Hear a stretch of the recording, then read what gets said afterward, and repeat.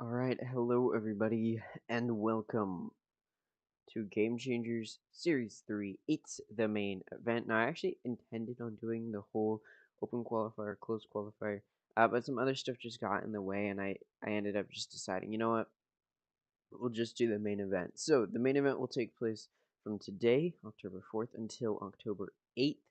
Now, this is probably the most important event for a couple of reasons. Now, the main reason I'm saying that is because the winner of this event qualifies for the Game Changers Champions in Sao Paulo, which is sort of the VCT Champions, but for Game Changers, all the Game Changers tournaments. So yeah, it's pretty big, and the winner of this, it doesn't matter how many circuit points you have. The winner of this series qualifies instantly. Doesn't matter if you have no circuit points. It doesn't matter if you've got a whole bunch of circuit points. If you win this event, if you win the grand final, you qualify for the GC champions, which is pretty big. Hello, Rathison.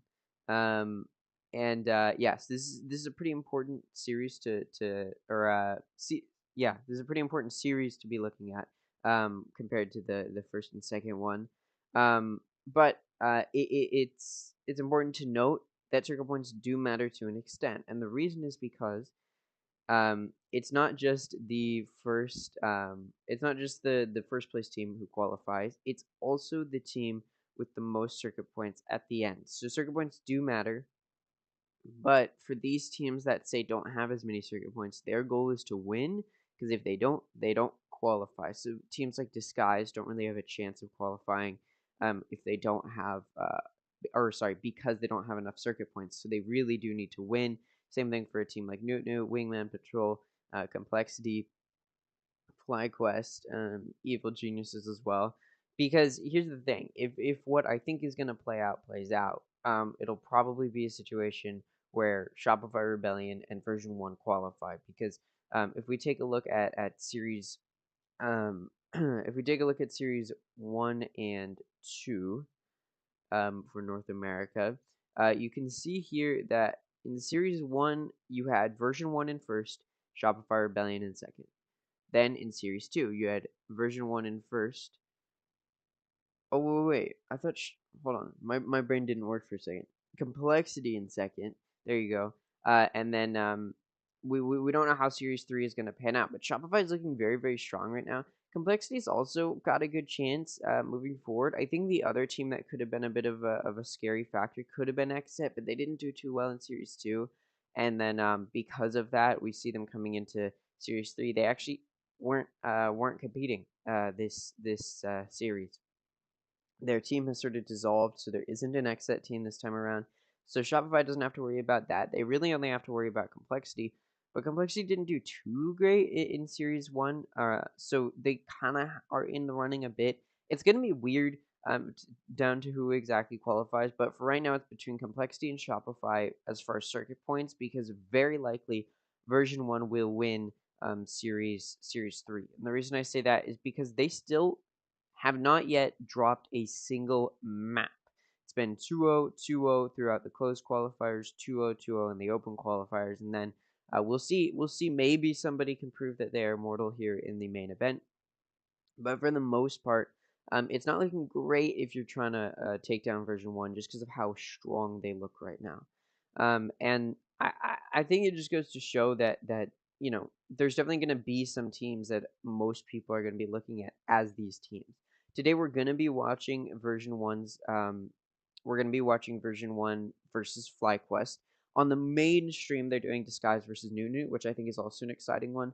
But just because there are some streams that don't have their own casters, I'm going to be covering those ones.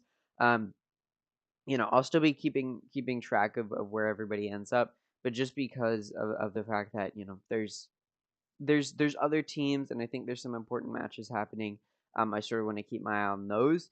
Now, as far as version 1 versus FlyQuest, this is not looking good for FlyQuest. Again, I've just talked about how much of a factor version 1 is, and how, again, all they need to do is win this event, which should not be too difficult for them.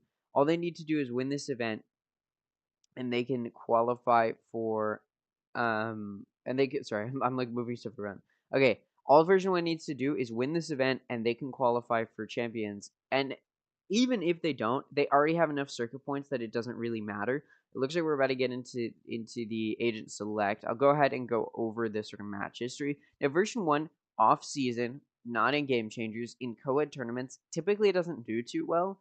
And it's not even that they're facing super difficult teams. It just seems like when they're not in game changers, some of that confidence is lost almost, and they just can't live up to where they typically are. But to start it off, I already mentioned they went 2-0 against Newton. It was decently close, 13-11, 13-8. But for the most part, it was the usual dominance you'd expect, 13-9. But yeah, for the most part, they've been pretty dominant. FlyQuest, on the other hand, has had a bit of a rocky start. They actually ended up in the closed qualifier, in the lower bracket of the closed qualifier because they took a loss 2-0 to Disguised. They were still able to beat semicolon 3, and yeah, it's gonna be awkward. But let's just get right into the agent select. I'll stop rambling about who's gonna win, whatever. Let's just get right into it. This is FlyQuest versus version 1. The agent select FlyQuest on Haven, which is our first map, is going to be Athena on Killjoy, Dodonut on Raze. We've got Mluo on Viper, Han on Breach, MLE on Omen. Over on the flip side, we've got Alexis on Sky, Mel on Harbor, and the like. We'll see. I didn't get through all of them, but version 1 has Viper, Viper Harbor, which is double controller. You don't typically see that on this map. They've got Sky as their solo initiator. Yeah, it's going to be interesting. Actually, both teams running double controller, but one thing I want to highlight is FlyQuest is running double controller, and typically, if you're not going to be running double initiator, you're going to want a solo initiator who can sort of do both pretty well. So usually that's going to be Sky. Sky is the best solo initiator. Now, she doesn't work on some maps, but Haven's a map that she can work on. And so there is going to be that bit of a question mark as to why Breach was picked by FlyQuest, because he's not that good of a solo initiator. He doesn't have any recon util, and so it's difficult to sort of find that contact with him. We can go ahead and turn it up so you guys can hear some of the game sound.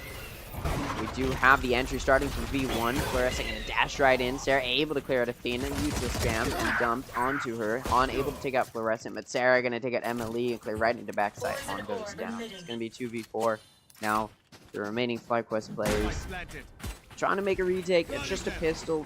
Not the worst thing in the world to lose, but they don't want it to go down easy for version 1. Now, this is a double elimination bracket, 8-team double elimination bracket for the main event. So, FlyQuest, they start against version 1. Probably not the best way to do it, but there is still a chance after this to make some more progress. Mel able to shut it down as Dodona and Mluo are both taken down. So version 1 starts it off 1-0 in Game Changers Series 3 on their first map against FlyQuest. Now, I don't expect this match to be too close. I think at the end of the day, we're still watching version 1 versus FlyQuest. And FlyQuest wasn't able to beat Disguise. Like, they weren't one of those teams in close qualifiers who beat everybody to make it to the main event right off the bat. They had to go down to the lower bracket to qualify, which doesn't instill the most confidence. So we'll see if they can maybe change that up a bit here. But for the most part, I'm not looking too optimistically at them yet. And especially when we're talking about them facing a team like version 1. It's going to be an even more difficult scenario to push through. So this round, version 1 is going to be getting ready to test in towards B. You can see FlyQuest just playing together, sort of stacking this rotation around, going towards this A link. Version 1 will be able to get this spike down onto B. They sort of just waltzed in. And Fluorescent on top, going to be able to find Mluo, but is immediately traded off. They're not there to spot Fluorescent. Now it's going to be a 4v4. Athena coming out of A lobby. Noah is going to be there to potentially shut it down, and they do. Now going to be a 3v4 for FlyQuest. The spike is capped. Nanostorm comes through. Waiting for that Nanostorm to drop. FlyQuest really just going to be testing to try and find some kills here. They don't necessarily care about getting a win, because it's just not very likely that they'd get it. Bit of a firefight coming out as Mel finds one, Noya finds one, and it's just down to one for FlyQuest. It's Dodo not going to let anybody kill them. Instead, just going to choose to die to the spike. Okay, 2-0 to start it off for version 1. Not unexpected. But now they're moving into a bonus. This could be the opportunity for FlyQuest to bounce back. This could be their chance to get a at least a round, right? And try and make it. I think when you're up against a team like version 1, I think the mindset you gotta be in is we have nothing to lose here, right? Like at the end of the day, we're probably gonna lose, so we should just put in everything we can and try and make it as close as possible.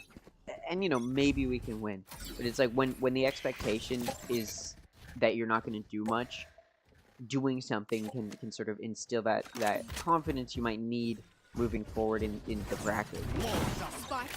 We do have FlyQuest now getting ready to defend this B side as version 1 tests in. Fluorescent able to take out MLE by dashing up on top. Sarah able to take out Athena as well. Now going to make it a 3v4. Sarah just gonna shut down Han. No more breach USL. 2v4 now. Remember, this is a full buy from FlyQuest against a bonus round for version 1. And this spike goes down for version 1. They've got all of their players alive still. No. A little bit of a misplay there. Unable to get that spike down, but it does go down on the second attempt. And you do see FlyQuest. Toxin screen down. Looks like possibly, I don't think they want to save quite yet. Maybe they do. Actually, looks like, yeah, they're just going to set up for this save position. Which, I kind of agree with you. To be fair, you're in sort of a difficult position here, where if you do go in, you're not really playing for the win. At that point, you're just playing to get some kills. And considering version 1 is on a bonus round, so regardless of how many of them die, version 1 will be able to buy next round. To just make the decision to save, I think, is a good one here, because you're not going to do anything in the way of hurting the econ too much from version 1, other than preventing them from carrying a few guns through. Those two players will get the opportunity to save, and it will come through. Emluo and I believe Athena going to be able to make it through. 3-0 for version 1 to start it off. A very dominant performance right off the bat. And it's exactly what you'd expect. Now, the reason you don't typically see double controller on this map is because it's a map where it's pretty much always sort of been favored to go for that double initiator. But in Game Changers, we've actually seen a lot of teams play a bit weird in some of the comps that they bring out. Instead of going for these sort of meta picks, they often go for some of these stranger double controller picks. And version 1's Harbor Viper is very reminiscent of the Guards Harbor Viper that they pulled out during Challengers. And, you know, they qualified through Ascension for franchise, even if they had to now be under the G2 banner.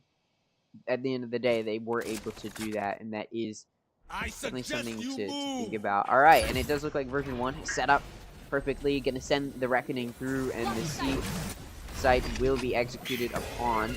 Concussion's coming through. Fluorescent caught out here right in front of platform. A little bit of nanostorm damage, but still able to find a pick on the Han before Dodonut takes them out, and Alexis is able to trade out Dodonut. So that does mean version 1 is now up 2 players. This round is deep underway for version 1. FlyQuest doesn't look like this force buy that came out from them off of being able to keep those 2 guns. It's gonna come through with much of anything. Spike gonna be tapped here. Athena just runs through the cascade, looking to find some damage. And not really going to be able to do anything. Version 1 takes 4-0 to start it off. Now, I've seen a lot on Haven, and just any map in general. A team gets 4-0.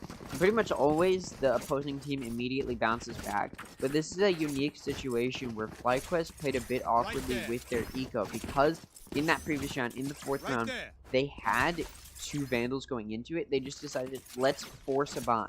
Let's force that buy, get the rest of us guns, and hopefully that can be enough to take the round. And it wasn't.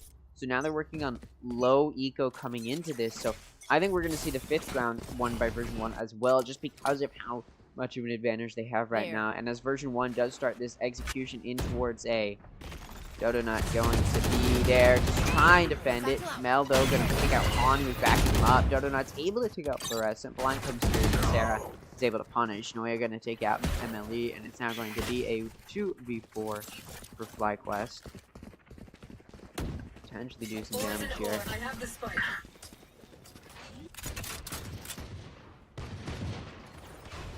Spike planted. We'll see where these players are able to end up for FlyQuest. It just looks like they're stuck in sort of this 2v4, one in heaven, one in that A link towards that CT entrance. But it doesn't look like they're going to be able to do much of anything as far as attempting this retake, just making some noise. Swarm grenade out. And in this situation, you're really just looking for any exit picks you might be able to find. So likely as this spike starts to tick down and time pressure is applied, FlyQuest might want to just push onto the site to see if they can find some, easy picks here and there. But at the end of the day, they're on an eco. They're just going to die to this spike. Because the money they will gain is probably, or sorry, not probably, is more worth than it'll make up for the loss of those guns, because they're just sheriffs. Okay, version 1 now up 5-0. Gonna be continuing to dominate this map. This is typically a very good map for version 1. Is it a 5-0 map for version 1? I mean, we've seen it before. It's not completely unexpected. I will say though, I do think FlyQuest has the potential to at least get one more round. Like, I don't want it to be a 13-0, okay? And I think version 1 is strong enough to make that a reality. I'm not. Oof, Dodo Nuts rewarded for an aggressive play down A. 3 kills to start it off. A Showstopper comes out to find the third onto Alexis. 2v5, and of course, as soon as I mention that 13-0, it is going to be shut down. It is the reality. It's going to be Mel now trying to make some contact. Emily going to shut it down. Spike it's just down. Noya in a 1v5. It'd have to be an ace to clutch it out. Moving out now towards looking down C long. Dodo Nuts jump peeking out, spotted Noya, and now Noya's sort of just cut out here. They know where she is.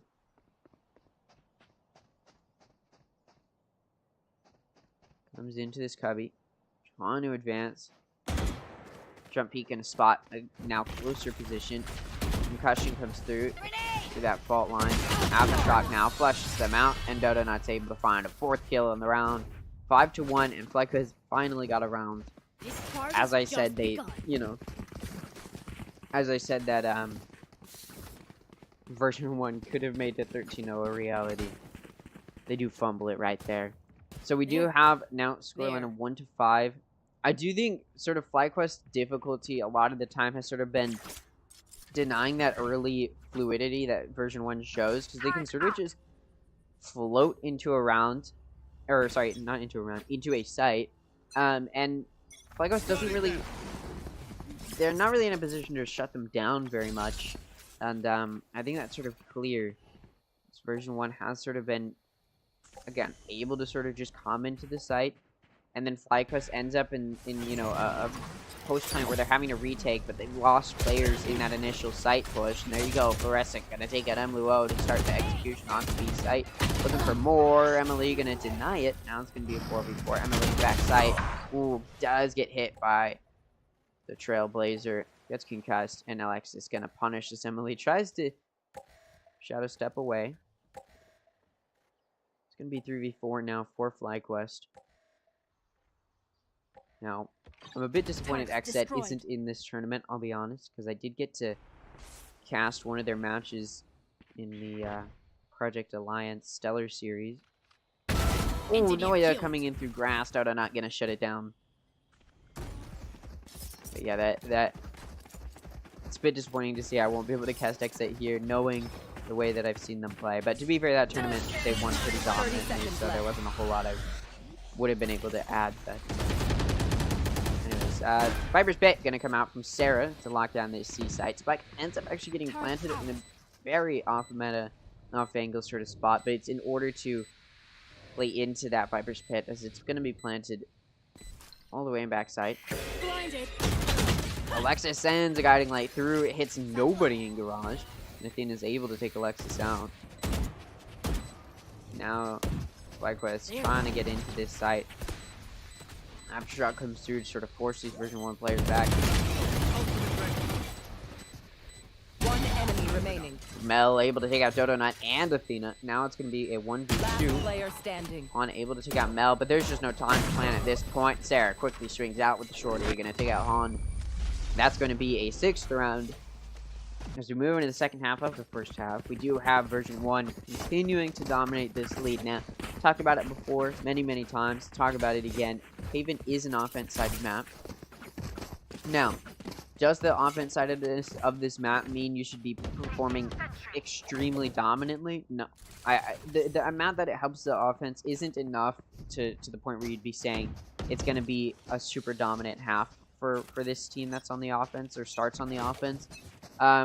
It's just that it's a little bit harder to play in the defense, but you should still be able to get at least 5 rounds. Call it, and I'd call that sort of a balanced half. But version 1 is looking to likely do much more than that. So at this point, FlyQuest would really just need... I mean, it's still possible for them to get to that reality. They just need 4 rounds before this half ends. The execution comes into A, flashes, and the Reckoning comes out, allowing the site to be executed on. None of the FlyQuest players were on it. FlyQuest has gotten a bye together for this round. They do need this very badly. Mluo able to take out Fluorescent. Sarah gonna take out Mluo. Dodonut gonna take out Alexis and Mel. One of their main shells. Noya able to find 2. MLE gonna shut down Sarah. Suddenly, Noya finds themselves in a 1v2. The spike is planted for them. Nobody's coming on the flank. The play from short. Engagement happens, and Athena wins it. FlyQuest is able to take the second round. As I said, they need at least 5 rounds. That would mean getting 4 rounds before the half ends. They start that off with a round, so just 3 more now before I'll feel confident in this map possibly going well for them. But yeah, that was just a round where version 1 wasn't able to find those early picks on the site execution. And then FlyQuest was able to play the retake that they'd been practicing. You can tell that they were very clear on how they wanted to approach a retake. And they played it very well. So I think FlyQuest does sort of need to continue to show that, where they're either able to find early picks when these site executions come into play, or they don't get picked off and they're able to play retakes where they want. Because, again, they've sort of been struggling to do that here and there. Nanos going to block off that garage entrance. It does delay that push. Flash is still going to peek in and take out that turret, just denying that garage control, which is so pivotal on this map, as they do still have this worker in Sarah, version 1, over near A. Placing swarm grenade. They are going to back off now. Just leave the Killjoy util there. So it looks like they do still want to aggress towards C through garage. There's another nanostorm here waiting from Athena, which will sort of stall that push possibly through garage. Oh, and as the toxic terrain comes up, it does push players back, and Fluorescent able to actually take out Athena, who was coming out through garage. Do they expect the garage push, though? No, it doesn't look like it. Noya gonna get shut down there to trade it off. 4v4. 30 seconds left. Noya, ooh, nice peek in towards backside, able to take out Mluo. Han still gonna be able to peek through CT and take out Sarah. Dodona gonna take out Noya. Mel and Alexis each find a pick. Han in a 1v2. All they have is Guardian. 10 seconds left. Spike does need to go down. 10 seconds left. One enemy Oh, remaining. whiffs come through onto Mel. Still finds the kill, but not going to get the transfer onto Alexis. And the round will be won by version 1. Very close round. Could have been that round that allowed FlyQuest to bounce back and start to make this map a reality for them to possibly take a win. But no, version 1 does shut it down. Their buy, their eco starts flowing back their way. FlyQuest low on eco going into that round. Comes out of it. Still low on eco because they lost all their players. Gonna have to take an eco round now. And that should allow version 1 to get to that 8th round, which I said I wanted to see at least 5 for FlyQuest. Doesn't look like they're gonna get there. So 4 would be okay. I think that's still winnable, but you really have to push on your offense at that point. But I don't know if that's even going to be possible for FlyQuest, because again, this is version 1 they're up against, right? This is not going to be a team where, you know, getting 8 on your offense minimum is looking super viable. Fluorescent able to take out Dodo Nut and Athena as his entry into A site. It's played very beautifully. Util going to allow them to find these players. Pretty exposed. Quick 2 come through. Trailblazer starting to come through in towards CT. Han pushes out. Fluorescent going to shut it. Sorry, Fluorescent going to try, but it does go down. Oh, okay, MLE coming in for C-Link, able to find, or A-Link, sorry, able to find 2. But Mel going to take out the remaining 2 players. 2 players left alive for version 1, so FlyQuest did kill the majority of version 1 players on their eco, but at the end of the day, version 1 has still gotten that 8th round, which I said I didn't want to see. But they're there now. So 2-8 is now going to be the scoreline. FlyQuest is going to need to get 2 more rounds before they will be able to. I mean, honestly, if they don't get 2 more rounds, I'm not feeling too confident. It seems like they probably should have already taken a timeout, but they don't take it until right now. FlyQuest taking it to figure out what can they do as far as this defense. I think a lot of it is they're not able to win some of those gunfights they need to win as far as locking down the site, which I think is definitely starting to weigh on them a bit. And because they cannot be because they're sort of not able to shut down those early pushes from version 1 by finding those kills, they're sort of just left to try and play retake, but usually it's with players down.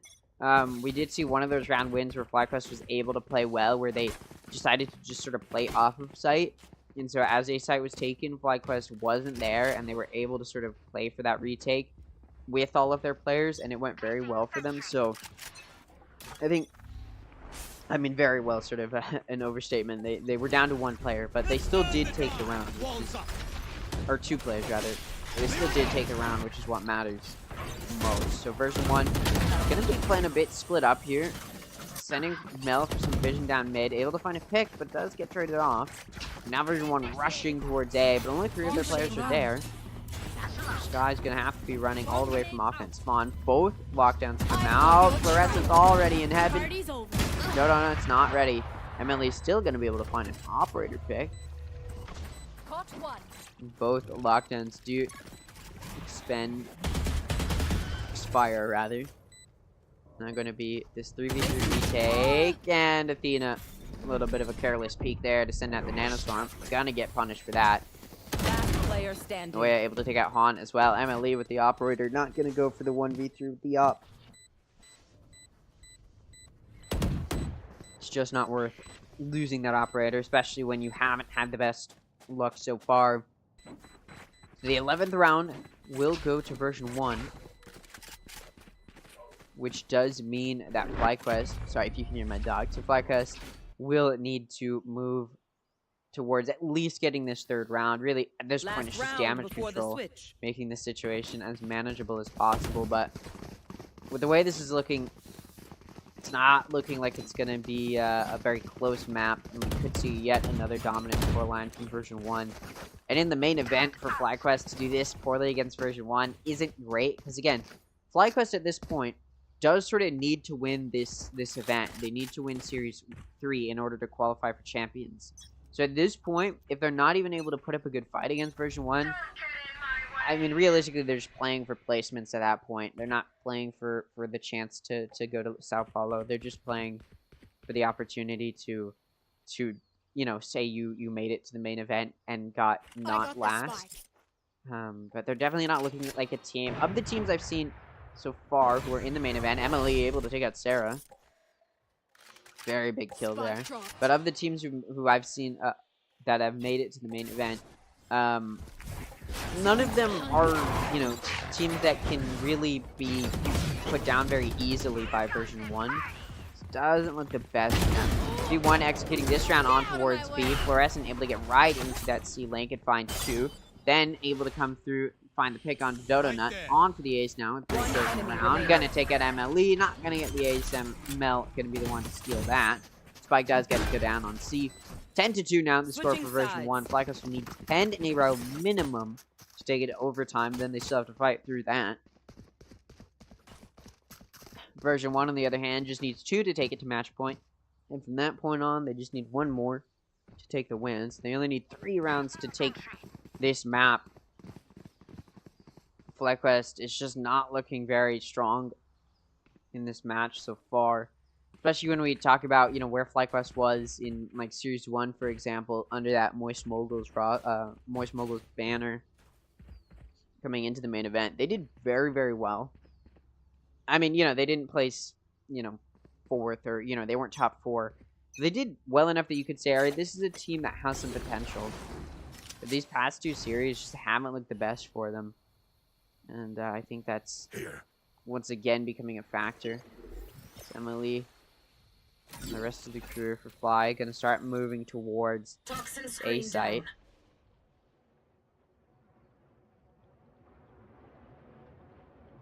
Gonna have to push through some of this harbor util. A bit worried that there might be players watching it close. None of them are. This spike does get to go down as the site is empty.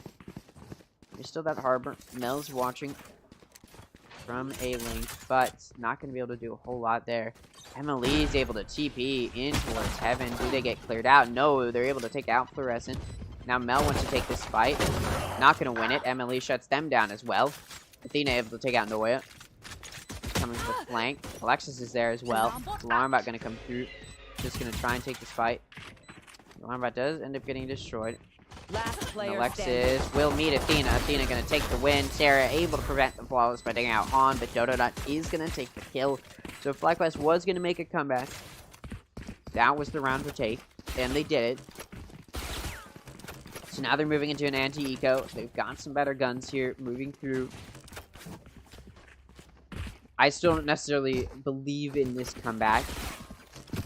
For me, I do think in order for me to believe in a comeback, you need to see it tie up, right? Like, in my mind, like, you need to see that comeback actually happen before I'm going to say it's a comeback. Because, you know, you could say it's a comeback, but if they lose 9-10, or, if, you know, if they start losing rounds when it's like 11-11, and then comeback happens from the other side, they just get a win streak going. I don't know what I'm saying right now. My brain's not operating at max capacity. The point I'm trying to make is I don't believe in the comeback until the losing team is winning. Does look like FlyQuest on this anti-eco, gonna execute into this A site. Alexa's nearly able to take out Dodonut. The classic spray not gonna help them out there. They do go down. Spike planted. Now a 5v4. This spike does go down. Version 1 gonna have to play retake. Noya coming in through, trying to get in towards that back site through that CT entrance, but it does get shut down. Mel gonna take out Athena. It's now gonna be a 4v3. Fluorescent able to take out Han and Luo, though, gonna shut it down. 2v3. Last player standing. Sarah able to get down into health, finds a pick before going down. And Luo gonna shut down Mel. The health's just too low for Mel to do anything. 2 players left alive for FlyQuest. They're able to take the round. But key point, 2 players left alive for FlyQuest. That's not a lot. That is only 2 players, right? That you've lost the majority of your players. So as this next round would typically be that bonus, their guns coming into this are not going to be great. But it does look like they're actually going to force these players who weren't able to keep their guns from the previous round. Gonna go for this force. And attempt to take this round. They're gonna need it as well. If they don't take this, the eco is gonna be extremely low here. Dodonut aggressing now towards his backside, looking to take a fight. Shut down by Noya. 4v5 now. Spike hasn't gone down yet. Just hasn't had the opportunity. Noya gonna take a fight, but no. Sarah gonna watch their back. Emily and Han go down. Mel's able to take out Luo. Han is able to find a pick before going down, but Athena finds themselves in a 1v4, able to find 1. Shut down by Sarah for 3 kills in the round. And I said FlyQuest needed that round, and they didn't get it. So now their eco is gonna be low here. Gonna have to take a bit of this sort of half buy. They're still forcing here, but you can see those players that were taking bonus, 2 players that stayed alive in 2 rounds to go, and then kept their Spectres into the previous round to take bonus. Now have the money to afford those Vandals, but those other players just don't have that money. They end up throwing that Vandal. I'm gonna give it to Dodonut. See if they're able to do damage with it. They are. Dodonut gonna take out Fluorescent after a bit of a hefty fight.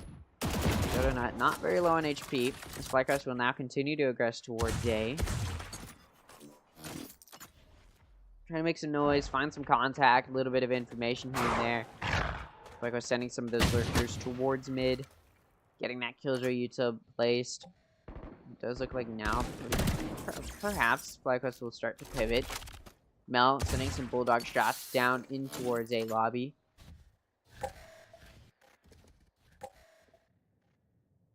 Not going to find anything with that Bulldog, but still at the very least saw that nobody was pushing down in towards short yet. It does look like FlyQuest wants to execute onto B side. Emlo with a collateral headshot at the Sheriff. Gonna be able to chart to make this happen. Suddenly a 2v1. Lexat's clutched out, and they do. You get all the collateral Sheriff headshots you want. Alexis is still going to shut you down, and FlyQuest now very low on economy. Doesn't matter. They're still going to have to force. They don't have the opportunity to take an eco, as they need to win 8 in a row to take it to overtime. As version 1 is on that match point, it's now impossible for FlyQuest to lose any rounds here and still take the map. All of their room for error has been taken away from them. And now version 1 going to be taking this buy here coming in. FlyQuest will now get ready to push down in towards A. This early test going to be a bit hefty to push through. This Viper Spit did come out to watch short. And for FlyQuest, the solution is pretty simple. Just don't go short. Now they start this aggression. Sarah going to take out Dodo Nut. Sarah also able to take out MLE. Pain Shields actually end up finishing off Alexis. Sarah going to find yet another onto Han. MLUO going to take out Sarah. Fluorescent with the operator swings from backside. MLUO goes down. It's a 1-2 for Athena. And Fluorescent going to shut down. 13-4 the final score. This version 1 will take map 1 in this series. And it is Haven. Okay. And it is Haven. Yeah, not the best start for FlyQuest. Again, when we're talking about the main event of this series, these teams are very, very powerful teams. And I think of the teams I've seen so far, FlyQuest honestly might look the weakest. Just because they're not. I mean, they're straight up, they're just not putting up as good of numbers as they could. Right, and we've got, you know, the 8 teams that have qualified are version 1, Disguise, Complexity, Shopify, Evil Geniuses, Newt, FlyQuest Red, and Wingman Patrol. And these are you know, these are 8 teams which have a lot of firepower, and FlyQuest of these teams. And I'm not saying FlyQuest is a bad team. Again, in order to make it to the main event, you had to show some good play. You had to put up a strong performance. But this is sort of like the best of the best that this tournament has.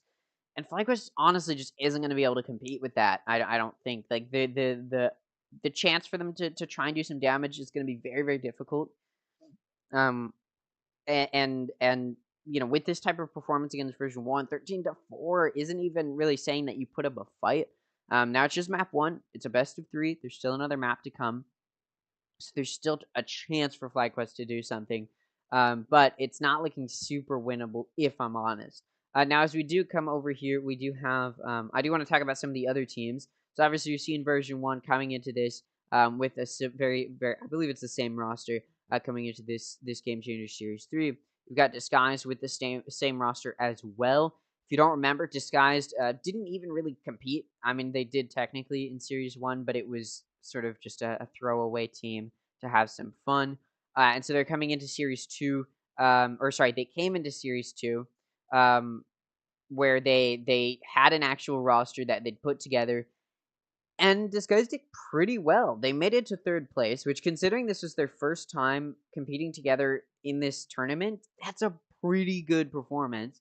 You know, although they weren't able to put up the best numbers against version 1, they still did a decent job.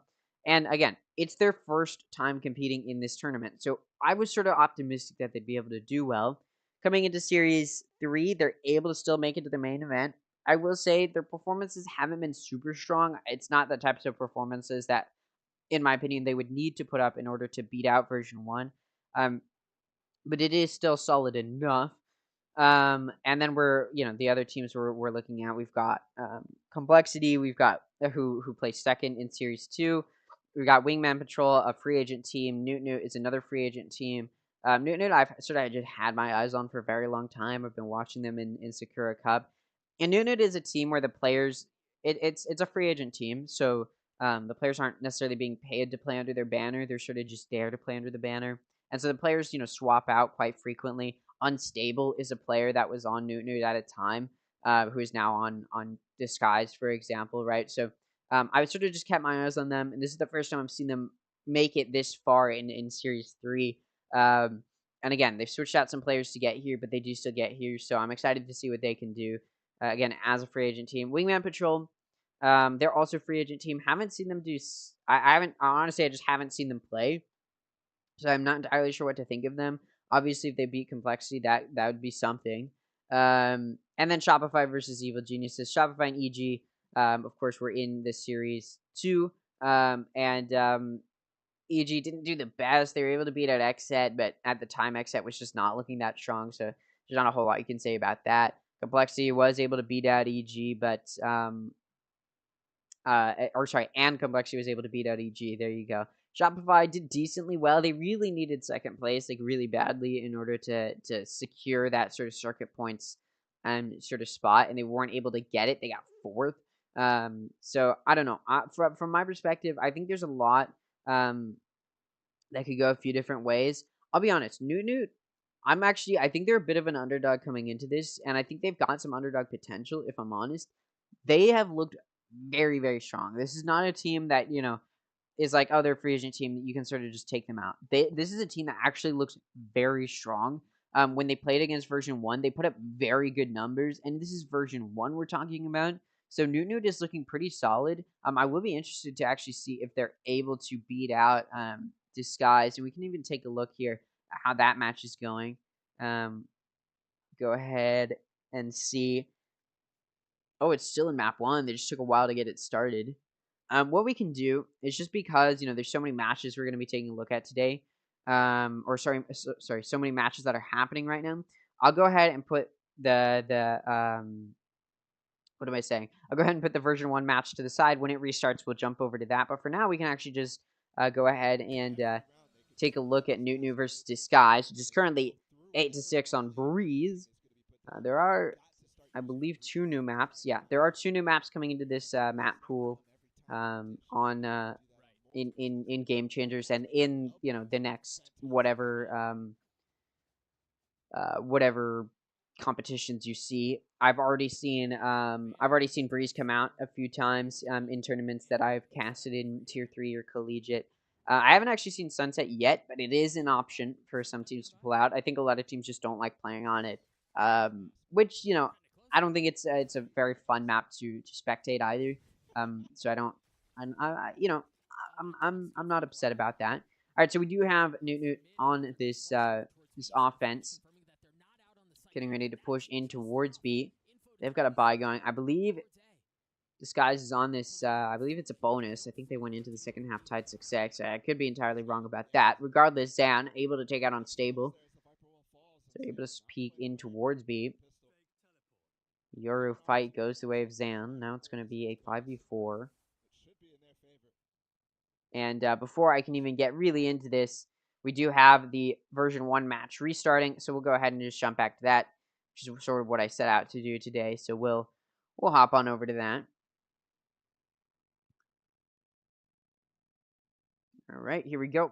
All right, so FlyQuest versus version 1, moving into bind.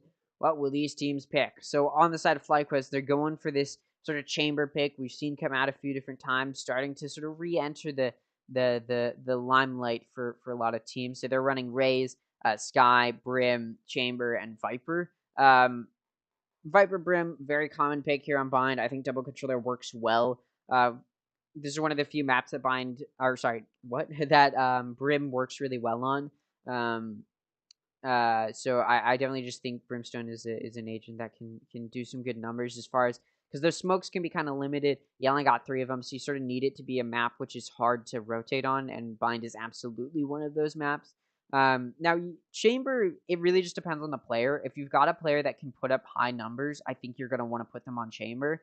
And you can run this sort of Raise and Chamber comp, because Raise is going to be doing a lot of that entry, and then your Chamber is going to be the one trying to hold those sort of longer angles like you would have a Jet for almost, but a little bit more useful as far as some of that Sentinel util that can be provided. We do have version 1 also going for this double duelist that's come out. They're also running double controller, but instead of it being Viper and Brim, it's Viper and Astra. So a bit of a change up there. Astra can be kind of. I still think I actually favor Brim over Astra on this map, but again, in this type of tournament, you're working with a little bit of that lower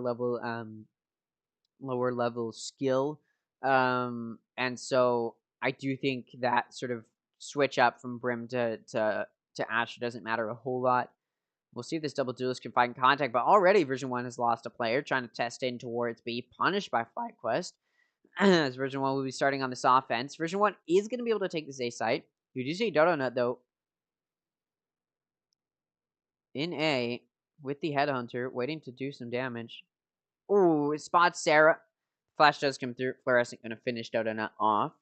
But that does keep FlyQuest with the advantage. And look at the damage that's been done to version 1 already. 2 of their players below that 50 HP. Athena able to take out Alexis. That wasn't even one of those players that was low. The spike still hasn't gotten the opportunity to go down. Mluo takes out Fluorescent. It's on Anoia in 1v4, and they don't have the spike.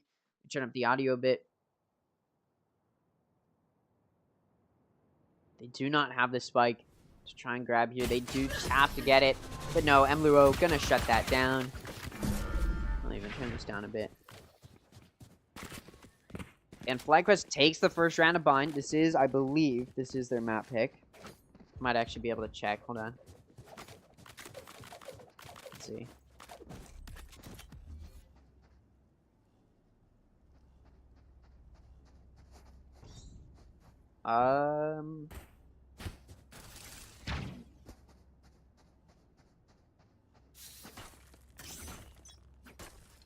Yeah, I guess I'm not gonna be able to find it. So we'll just assume that this is FlyQuest pick because I've seen version 1 pick Haven quite a bit. So 1-0, gonna start it off with FlyQuest. Anti-eco, they're gonna have better guns here against the economy, or the eco buy rather, that V1 has gone for. Ooh, Dodo Nut with a nice shot onto Fluorescent as MLE follows suit, gonna take out Sarah. Coming through the TP, Mlo is able to take out Alexis. Mel gonna start testing in towards B. Shut down. It's down in Noia. Has to get that spike. Sort of just stuck there in showers. And Emily gonna shut it down. Flawless anti-eco for FlyQuest. That's exactly how you want to do it.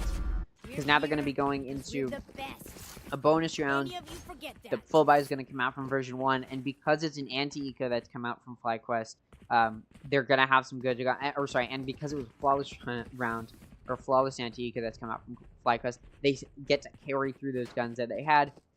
And typically, I mean, yeah, Spectres are not great. Sorry, I'm not able to think right now. Spectres aren't great to start it off with. Like to be against a full buy with just Spectres isn't the best guns. There's not a whole lot of those longer angles on this map, so as long as you hold closer angles, you might be able to use them. So version 1 should still just, because of their better guns, be able to find some good rounds here. But you just see sort of Emily going for these aggressive plays, backed up by their team. FlyQuest rewarded. Emily able to take out Noia. Fluorescent just gonna TP on out of there. They don't need to be there. So they aren't. Dodo Nut getting ready to possibly test in.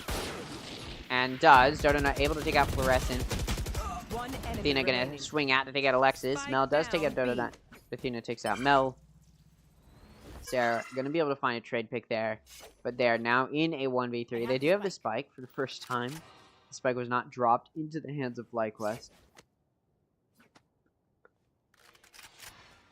And Sarah does get ready to push towards B. They do want to get the spike down. Oh, wait. Trailblazer doesn't spot them, just barely out of the range, I do believe. You can 30 see seconds left. now, FlyGuys was playing back, potentially willing to rotate.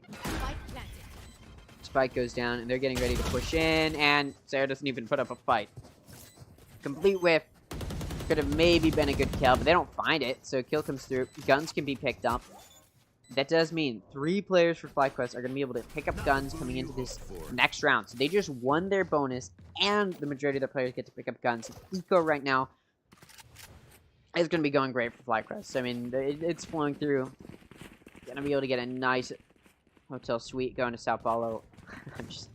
But this is a very good start for FlyQuest. When we're talking about a team like version 1 that they're up against, with such a dominant scoreline as version 1 has put up, a reminder, version 1 still, to this day, has not dropped a single map in Game Changers.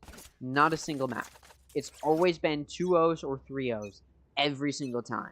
It's almost like they're indestructible. And if FlyQuest can just take a map off of them, I mean, that's a good start. And as FlyQuest does get ready, they do have better guns here to defend this. Oh, the operator completely flanked on. That was a bit of a misplay there. This communication just did not get there in time for Dodonut to know that that flank was coming through. Big pick for version 1 to start it off. Han going to be able to take out Sarah. Now, this operator has been picked up. And Fluorescent going to try and use it. It does miss the shot, though. Instead, going to send that flash through. No, it's not going to hit anything. Athena going to take out Mel. Spike down. Noya going to take out Emily. They do need to get the spike down. Noya going to take out Athena. Fluorescent takes out Han. It's a 1v3 now. Luo coming in. 3 CT. Spike gets tapped. Incendiary. Out operator on Fluorescent. Holding an angle. Too much push through. And that's what I was just talking about, how FlyQuest had a good start. They do lose in a thrifty fashion towards version 1. But I did talk about how well the eco was going for FlyQuest. And they are going to be able to get a buy going this round. Though Dodonut does not have a gun. Now, likely just going to mean they're going to play with that Headhunter. Maybe try and get 2 ult orbs, pull out the Tour de Force. That's easier said than done. Trying to play for both of those ult orbs is going to be difficult, and it just looks like, yeah, they're instead going to opt to play with their team over on A. It's a 4-stack on A, 1 player on B for FlyQuest. Will version 1 find the weak link? Doesn't look like it. They're testing in towards A. Sarah's able to take out Emily. And they do know that Han is there, so they know there's at least 2. Now they see the extent as Luo takes out Sarah. Han takes out Mel. It's going to be committal from version 1. Fluorescent comes in through showers. Trying to take a fight, but Luo shuts it down. Dodonut. Also, Headhunter. Talk about them not having a gun. Doesn't matter. You're still going to find a pick there. 1v4 now for Alexis. Trailblazer coming through. Looking for Alexis. And I think it just barely may have. Maybe Alexis was out of the range. I don't think so, because look at where FlyQuest is looking. Head on her. Gonna be destroyed. Dodonut not able to find that pick there. And Alexis able to get Han as well. Looked scary there, but Luo does shut it down. 3rd kill in the round. And FlyQuest does bounce back. Hey, you know what, version 1? You get a thrifty. FlyQuest says that they will just shut it down. As we move into what will be the 6th round of the half, version 1 does take a timeout. Version 1 is typically a very adaptive team. Version 1 is one of those rare teams where they don't even really necessarily need set strategy going into a map. I mean, obviously, you know, you figure out how you're going to hit a site. But regardless of how it pans out for them, they always seem to have a plan for what to do, right? Okay, we end up down a player. This is how we change up. Okay, we end up, you know, not finding any kills. This is how we set up the post plant, right? Like, they sort of understand what to do in every situation. So for them to struggle this much starting off is a bit worrying for the side of version 1.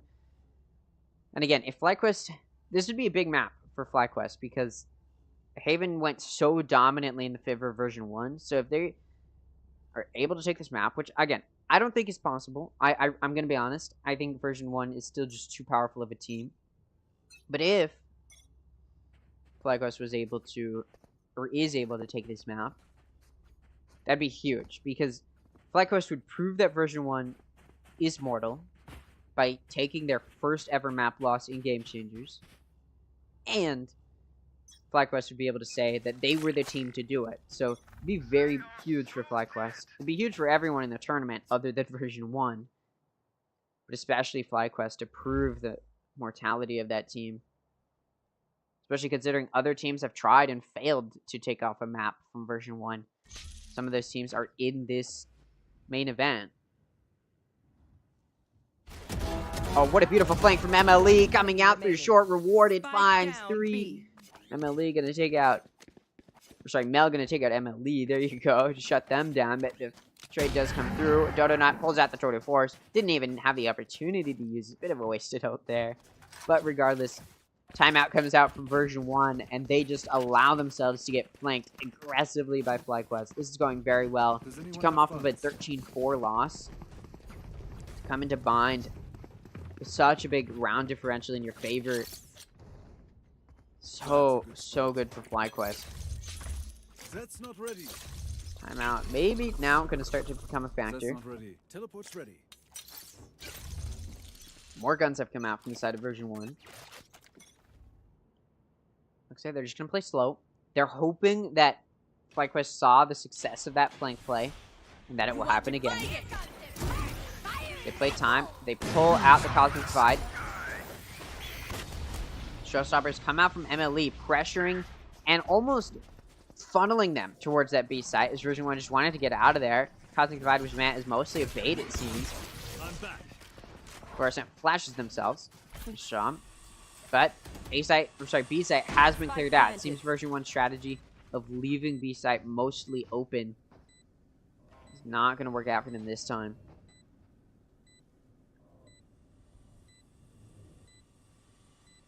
FlyQuest now going to have to play this retake.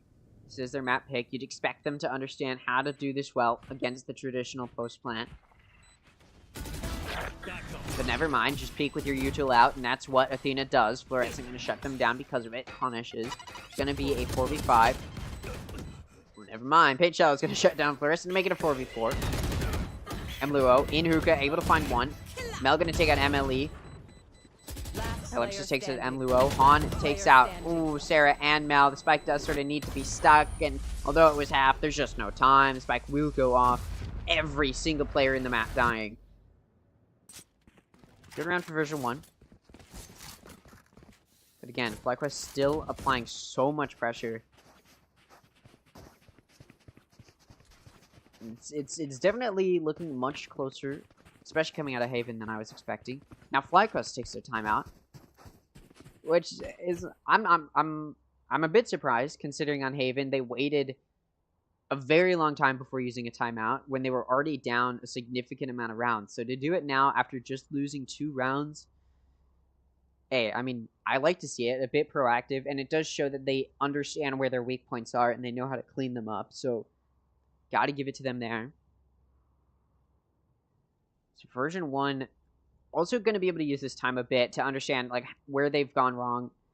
Despite using a timeout just a few rounds ago, these rounds haven't looked like the it's not like version 1 looks like how they did at their peak, if that makes sense, right? Like the timeouts weren't there to help them bounce back and look as strong as they did coming into this map or coming out of Haven.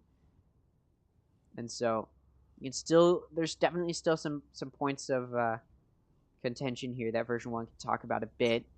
It's gonna be FlyQuest figuring out how to defend, because this sort of 4 on A, 1 on B strategy, it didn't work out. It ended up where they needed to go for that retake, and they just couldn't retake in time. The time just wasn't on their side. Although they were able to get it down, killing all of those players on version 1. MLE does take out Fluorescent, started off in through showers. It's full buy from both sides. Version 1 starts it off down a player. Now, version 1 restarting their attention, redirecting it towards the short entrance into A. Checking Cubby. Now coming out, Athena going to be watching it, but MLE going to be the first to spot it. Does some damage to Sarah. There you go. The Seekers come out. Athena looking to maybe get away. Barely gonna do it. And version 1 just decides, you know what? There's 3 here. Let's rotate. Perhaps expecting an open sight, which it might be, but Dodo Nut is here. In tree. Finds one and another. Knew the flank might be coming. Not able to find the pick, though. Sarah gonna shut it down. Han, though, able to trade out Sarah. Now gonna make it a 1v4 for Mel. They picked up the operator. 30 seconds left. This is Mel we're talking about. Oh, but not quite gonna be able to find the 3K with just one operator as the swings all come through at the same time. 6-2 now is the score as FlyQuest takes 6 rounds and a half. And they've got a pretty dominant scoreline moving forward. Now, Bind is one of those maps which can sort of go back and forth as to whether or not it's favoring offense, favoring defense. I've heard some people say both. Like, I've heard some people say it's offense-sided, some people say it's defense-sided.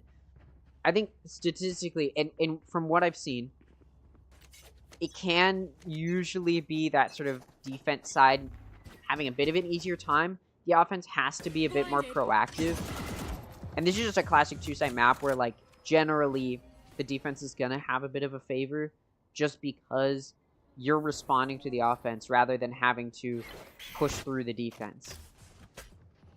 And I think that's definitely playing out here. Version 1 going to start progressing towards B. Clone comes through. Not going to be bought. And now version 1 is just going to try and get out. Using the talk to the smoke screen. That has come out from that side of FlyQuest to get out. Fluorescent going to be caught out. Now it's an eco coming out from version 1. So at this point, I mean, in this round, they're really just hoping to get some picks.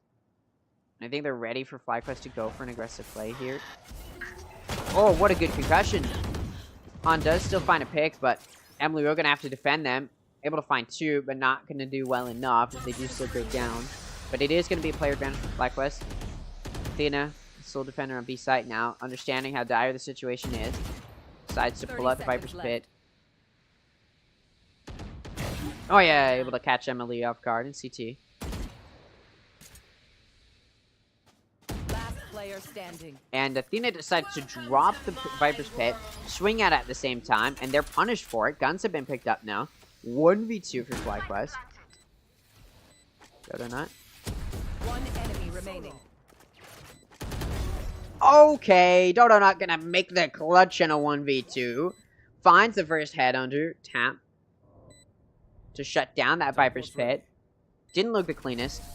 Picks up the operator. Hey, maybe I can make an operator play. Not expecting the player to be right in front of them, but still, regardless, able to pull out the head under once again and find that pick. Beautifully done by Dodo Nut. And that'll take them deeper. Mel and Noya are going to be scratching their heads as to how they let that get away from them.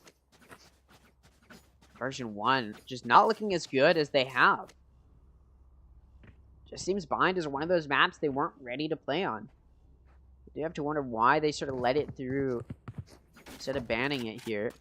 And maybe there's just some other maps that take priority for them, but Bind might be one of those permabans at this point. I need to stop obscuring. Version 1 does get ready to play a bit of defaulting.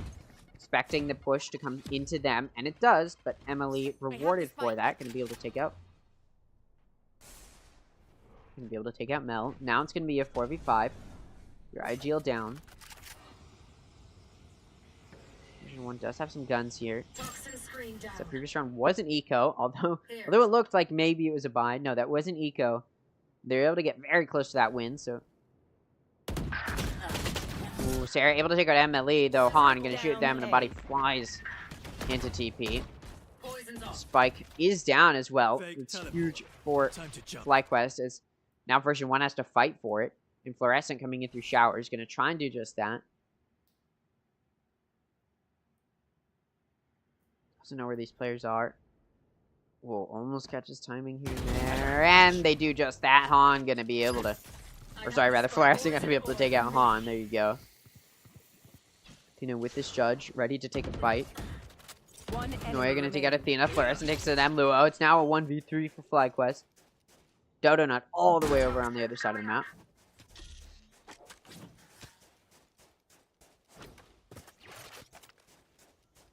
do only have an operator, and in a 1v3, you don't typically want to go for that retake, and it doesn't look like that's what Donut is going to do. Instead, just watching for those exit picks.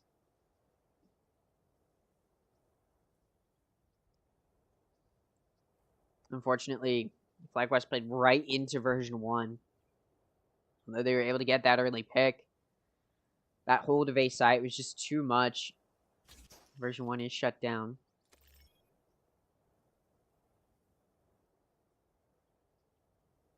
Wait, what? My brain stopped functioning for a second. You can see, like, when I go into autopilot.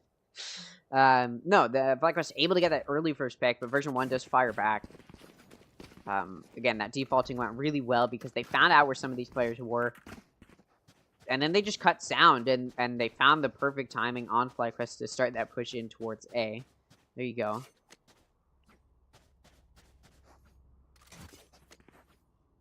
Version 1 does get ready to push towards B. This time around.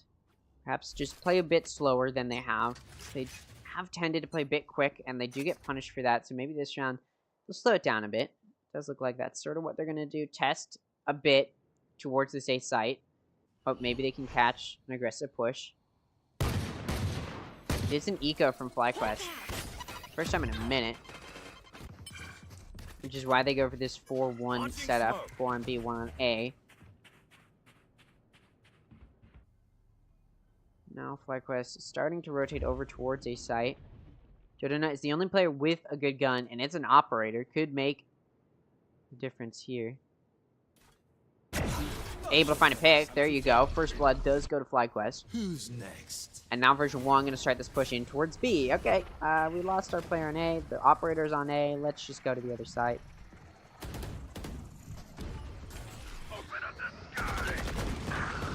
Sarah able to take out Mluo. Mel going to take out On. Dimensional Drift used to do that. The Orbital Strike had come out from FlyQuest. It does nothing. Mel is low on HP, but again, just difficult on an eco to push for this retake. Although, should be gun picked up. Maybe towards that short. Somebody was able to get it. Nope, never mind. This shorty pushed right into by Athena. The reaction time on their side. Millie now going to be testing in. Down long through tree. Fluorescent once again flashes themselves. Last player standing. One less. And Dodo not able to take out Sarah with the op, but not going to find much else. Pulls out the Headhunter, and Fluorescent shuts it down. FlyQuest may only be allowed to get 7 rounds in the half. 1 round left in the half. That was an eco that came out from FlyQuest. They're not able to win it. Now they're moving into a bye. Fortunately for FlyQuest as well, Dodonut has that Tour de Force, which does mean Emily, who's on a Guardian, may be able to get a bye, potentially, unless they don't head in that direction. But regardless, still going to be an operator in the hands of FlyQuest, although it's a very limited one, only 5 shots. You have Seekers available, and a Showstopper as well for FlyQuest. This could be difficult to push through. And there you go, Showstopper on the other side, and Cosmic Divide on the other side for version 1 come out. And they are able to find a pick. Cosmic Divide has complete noise cancellation now. It used to be that it was muted if you were right next to the wall. Now you can't hear it at all.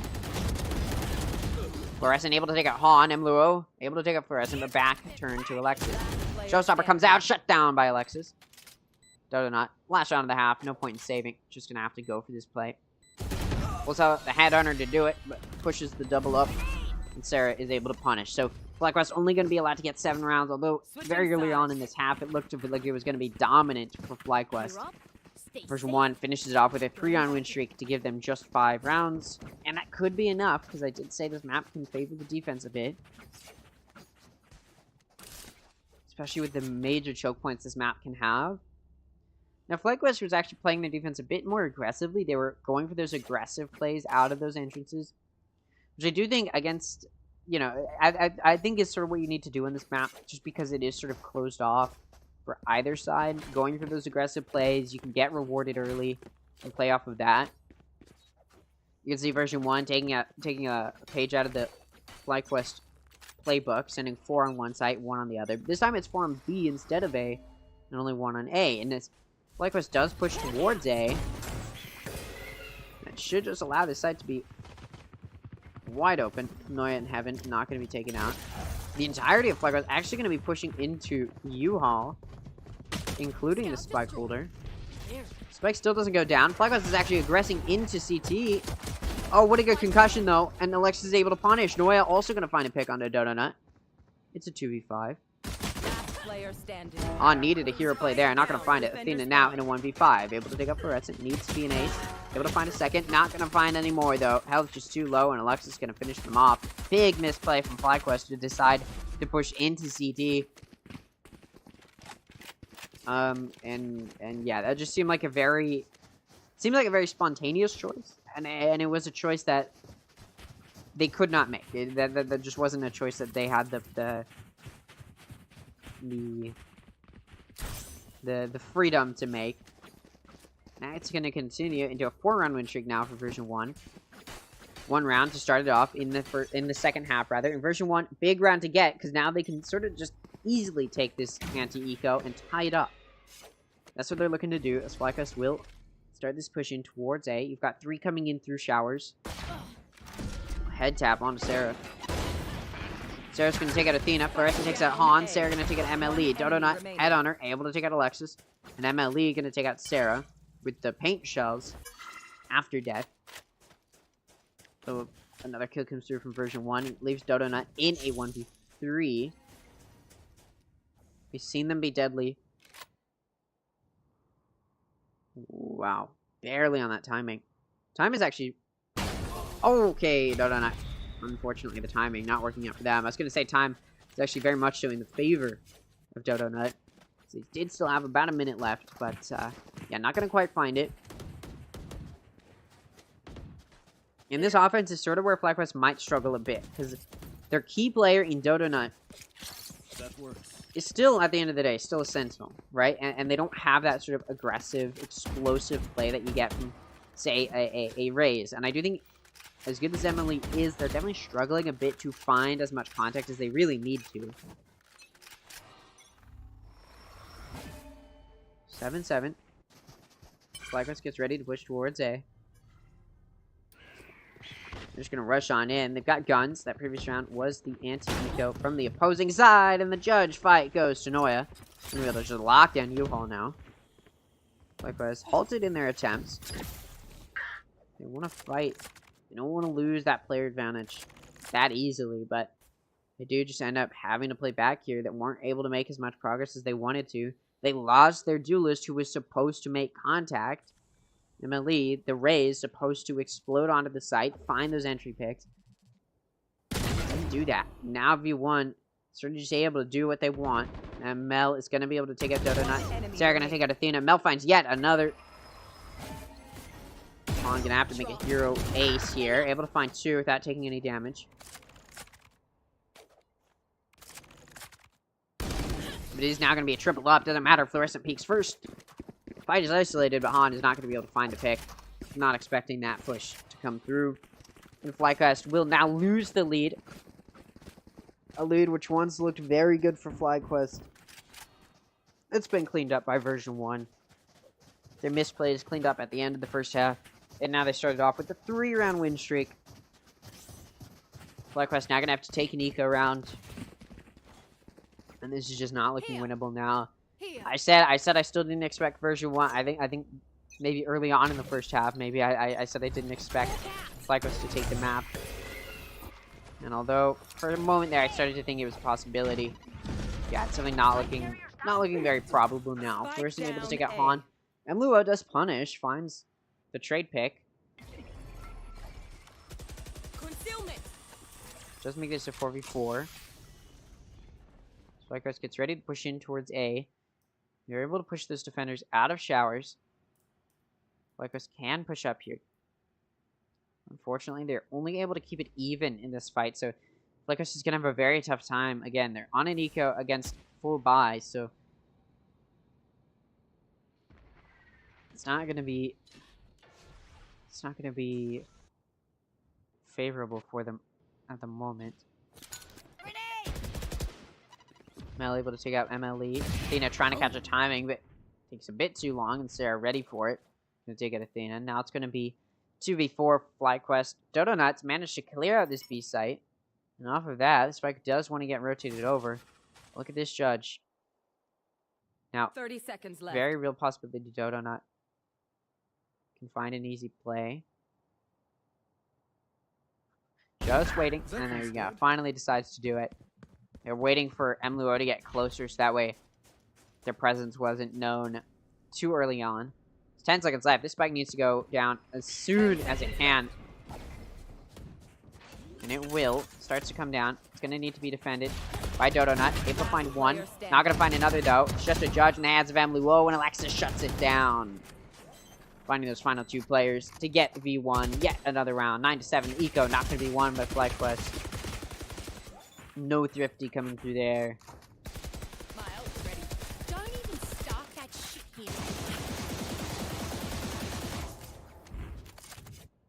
Salt in the wound.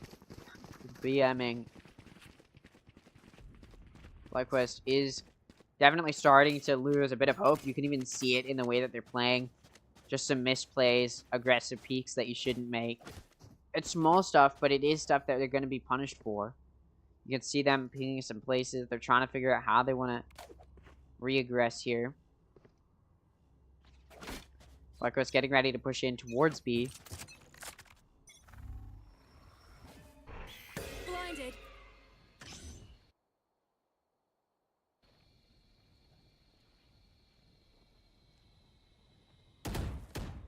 Ooh, the Jugo peek out. Alexis is caught out. Let's pull out the Vandal, maybe take a fight. Meanwhile, Noya locking down Hookah, and at this point, it's very clear to version 1, this is a B hit. Looks like FlyQuest still wants to commit. 3 players here that they're going to have to fight through. Fluorescent able to mow them down coming in through tree. MLE does manage to play off of a concussion. Han as well. 2v2 now. It's Dodo Nut and Han are left. Showstopper comes out. Last player That standing. may have hit the Seeker that came out. That or it was just a major whip, and I couldn't see it, but bit of an interesting situation there. And the Showstopper's wasted. Sarah now in a 1v2. Normal circumstances, I'd say this is an easy potential 1v2 for Sarah, but I'm talking about Dodo Nut right now in this 2v1. You know where these players are. Tries to take the fight. The TP comes through, and not expecting Han to be doubled up. What a beautiful play there. Played perfectly by FlyQuest. The insane. I mean, that was just a beautiful bait. The old bait and switch, literally. And version 1 takes their first loss of the half. It's on the 5th round, but it is the round that FlyQuest really does need, because that was a bye. And the fact that they took it does mean that they can try and tie it up here. Definitely helps that they came in with a 2-round advantage coming into this half, because they lost 4 in a row, and to tie it up, it was only 2 rounds needed. Fire in the hole. Still not going to be easy, though. And now the Showstopper comes out, and MLE once again fails to have the opportunity to use it. They've just been shut down so far with that Showstopper on this map. Showstopper just hasn't really had an impact on this map from either side. Dodo Force is available. Dodo Nut may just want to wait until they have to take an eco to pull it out. There's also a situation in which you do it. Much like a Blade Storm. You know it's there, so if you need to pull it out, you will.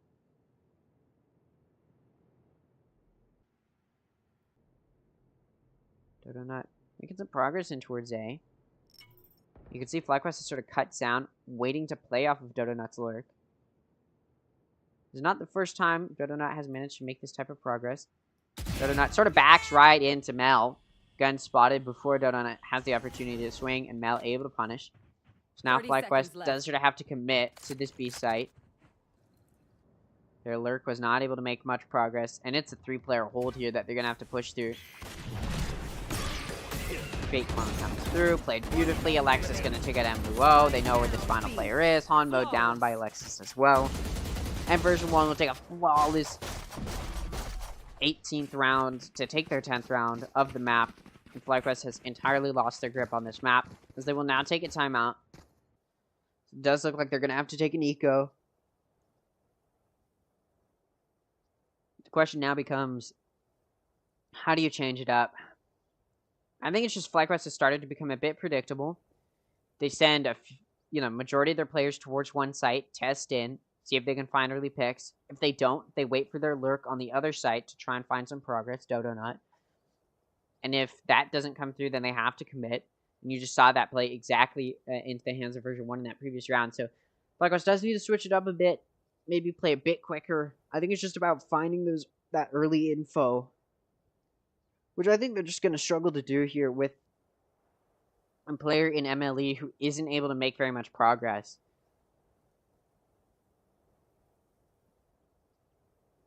And we've just seen MLE struggle to find that early contact that really would be needed.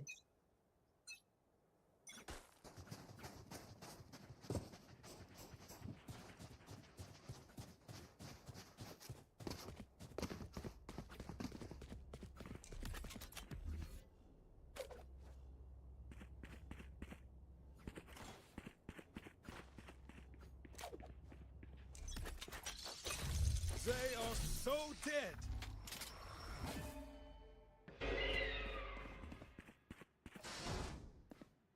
Does look like this round switched up on an eco. We do have FlyQuest getting ready to push towards A. Playing all together now. Tour de Forces come out, but look at this. Beautifully played by V1, and they mow them all down. Dodo Nut, sure, you've got 5 bullets in the Tour de Force, 1 for each player, but it's going to be so difficult to execute with it. Listen, sure, Chamber's a bit more viable now, but he's nowhere near back to where he was before with this ult.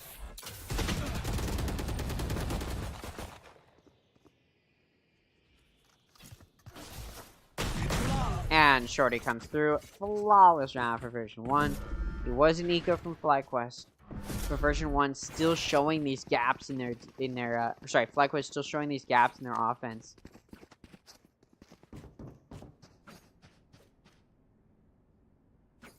This is just not looking very promising for FlyQuest. That first half, I was genuinely optimistic that they might be able to do something. Pull it out here, but they just aren't able to. For it to end this badly for them, to lose such a grip would be so horrible.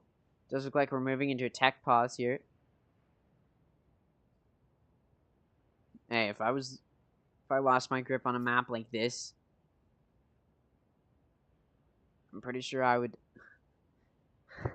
think I might alt F4 as well. We do have it sort of headed that way. Little update while we're in this tech pause on how the other matches are going. So in this match, version 1 is up a map already. We're in map 2 now, on bind. Complexity versus Wingman Patrol. Complexity is up a map. Disguised versus Newt Newt. Disguised is up a map.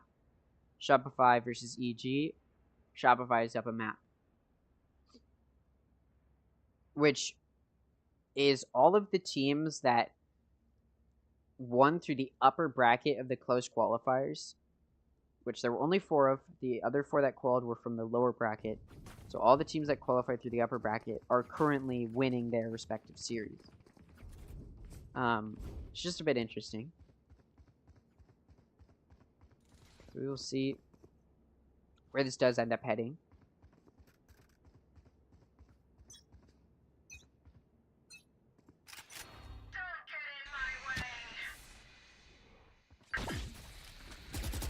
Do have version 1 now getting ready to pull out that Viper's Pit to defend and lock down that A short. Your FlyQuest playing for some defaulting. Hoping they'll get pushed into, but I think they've forgotten that they were the defense that was pushing into the offense. I'm not so sure this will happen for them. Although, Trailblazer does come out, make some contact, and it does spot 1. FlyQuest is not really going to do much of anything. Or sorry, version 1 not going to do really much of anything with that information. I have the spike. Now FlyQuest does get ready to move towards A.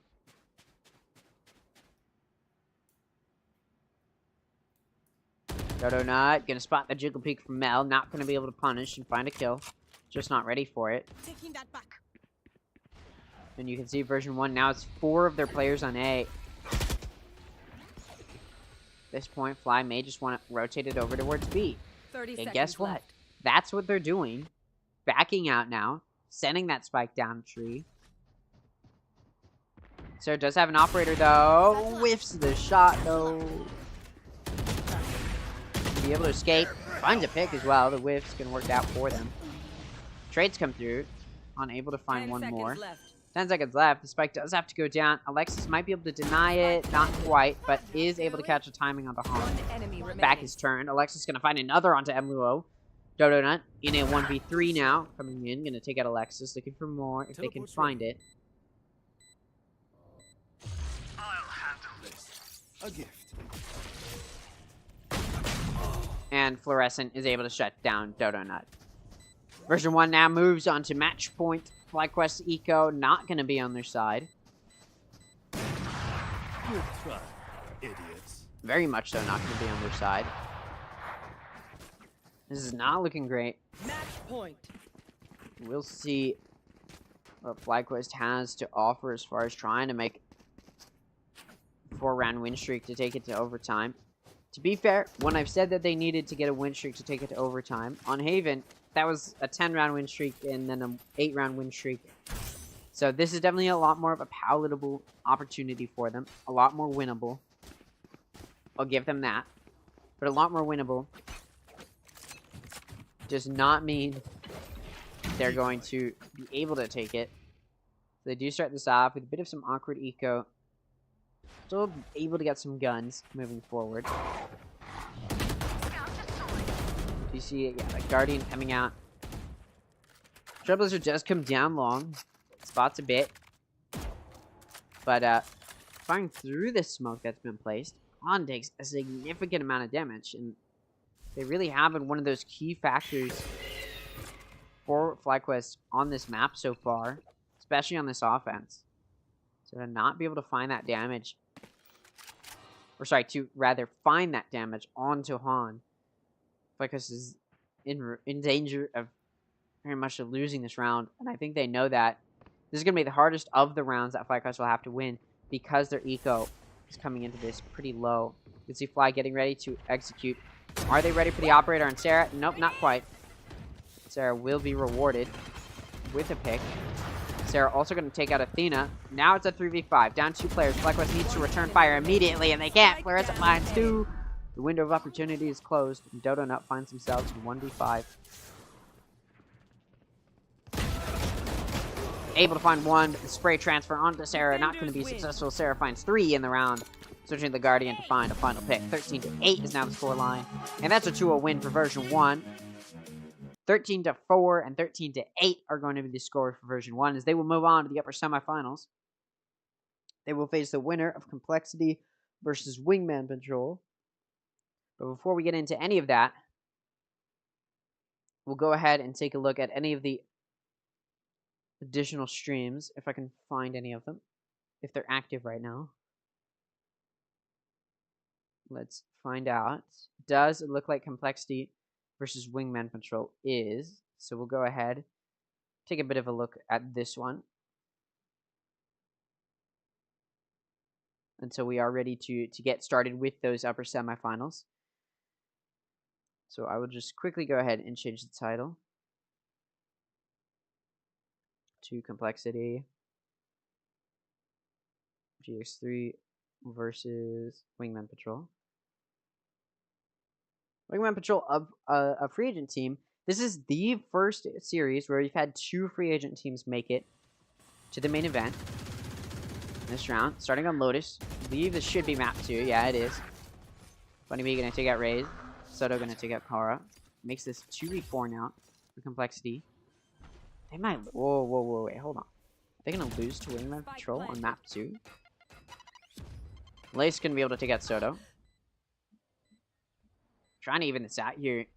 This does seem to be a full buy coming out from Complexity, so Wingman Patrol to lose it would be very, very bad way to start it off. Bunny be able to take out Claudia. Yeah, Lace. I mean, actually, what am I saying? It's the last round of the half. Wingman Patrol takes it. That's 10-2 going into the second half. Just talking about how Wingman Patrol is a free agent team, so for Complexity, who I'll remind you got second place in Game Changer Series 2. To lose Lotus this dominantly would be a very, very bad way for them to move through this this event. Reminder: this event matters the most because if you win Game Changer Series 3, if you win the Grand Finals, it doesn't matter how many circuit points you have. You will be going to Sao Paulo for the champions. That's it. It doesn't matter how many circuit points you have. Just by winning the event, you make it. And that would be a beautiful way for Wingman Patrol to move through this. That does start with taking out Complexity, who was second place in Series 2. Really, really prove yourself as a team to be messed with here. Or not to be messed with, rather.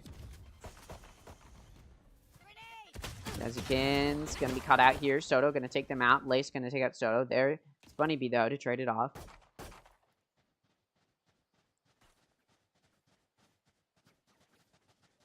So 2-10. Claudia going to take out Starry Bun. 3-3 now. Or 3v3, rather. Much needed round win for Complexity. If they don't get this pistol, Wingman should easily, you know, assuming traditional round structure takes place, be able to get to match point. Placing swarm grenade.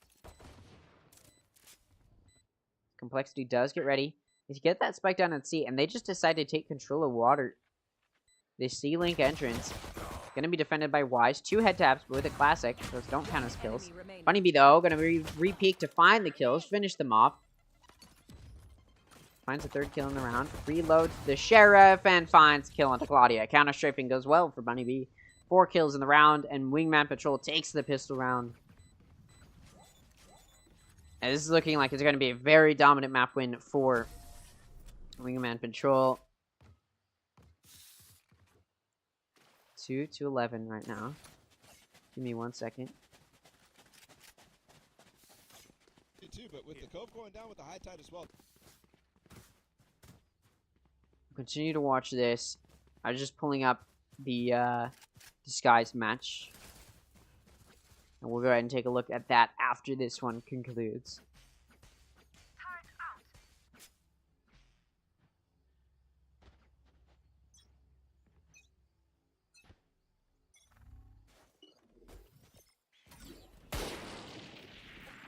Complexity is getting ready to push through towards B this round. You can see Wingman going for this aggressive play down A. A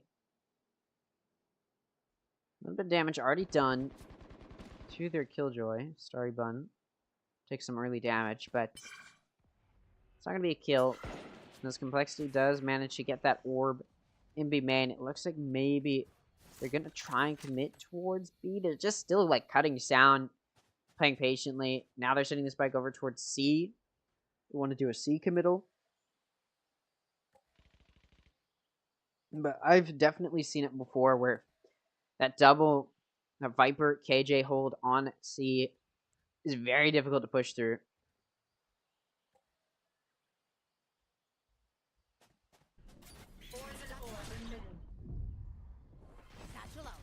There you go. Yuto can start to come through as the execution comes through from Complexity. Avery going to take out Claudia. Raze takes out Bunny Bee. Starry Bun able to take out Raze. It's now going to be a 3v4. Starry Bun takes out Lace, making it a 2v4. Soto takes out Gara, and Avery takes out Jazzy to make this now a 12-2 match point for Wingman Patrol.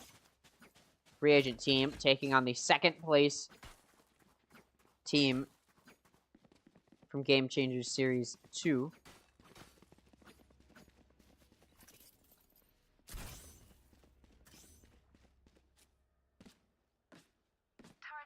Which is pretty big. Again, it's just map 2, and the first map was won by Complexity.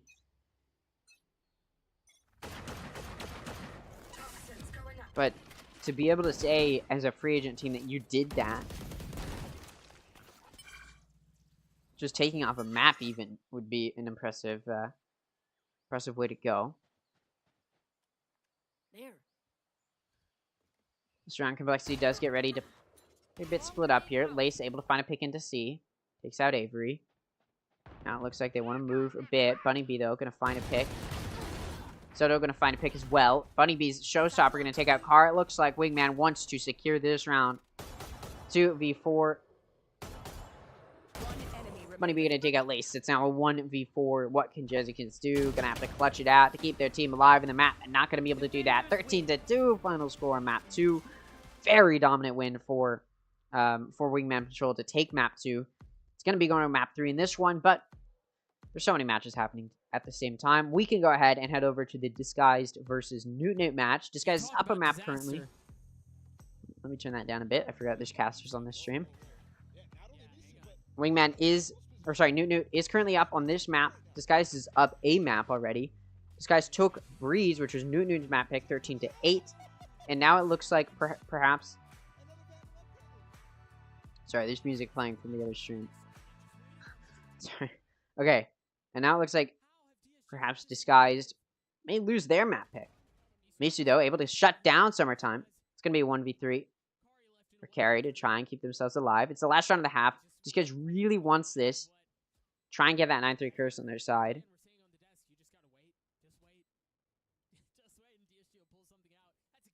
It's Newt flows through this. Katarina.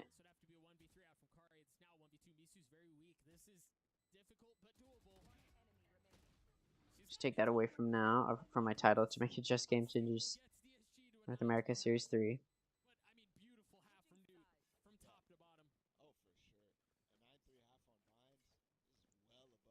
Okay, 9-3. It's just guys, we'll get ready to switch sides here. Oh, there's replays on the stream as well. Very, very, very nice to see. Yeah, we do have now. This guy is going to be on this defense as we switch sides. Newt going to have to put in the effort to shut this down. If this guy gets this pistol up, comeback is a very real potential. Newt would love to be able to do exactly what Wingman Patrol did and say that they took a map off of a salaried team. This is a free agent team in Newt.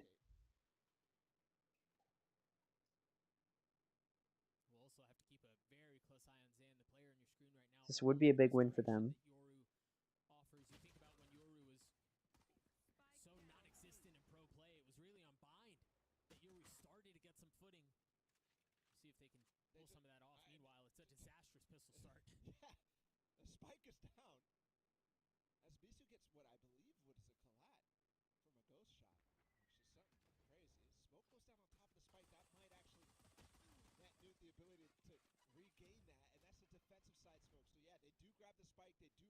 Sorry, give me 1 second here. All right. It's Newt does get ready to push towards B.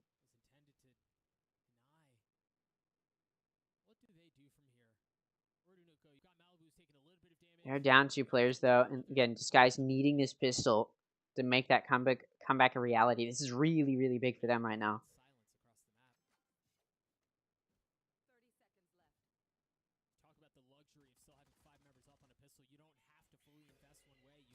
Carry gonna go down to that paint shells from Unstable. Misu gonna take out Zan.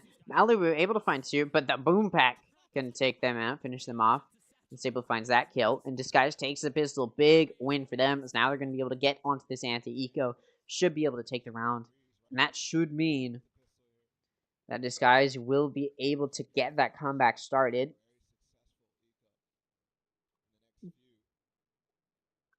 They're gonna need to win quite a few in this half, though. Newt only needs to win 3 in the half to take it to match point for them, or at the very least overtime.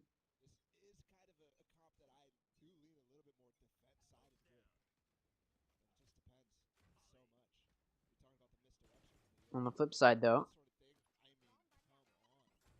Malibu able to take out Hannah, and the paint shells do take out Unstable. This is a big, big win here for the side of Newt, as now they're up 2 players. Now going to be moving towards A. Disguise only has Katarina to lock it down. But you do see these players from Disguise going for this flank. You got Misu and Lazy Lion wrapping around here. Coming in. They're going to be able to clear this out. Come for this flank. Timing maybe on their side, but they're going to need to pick up the pace.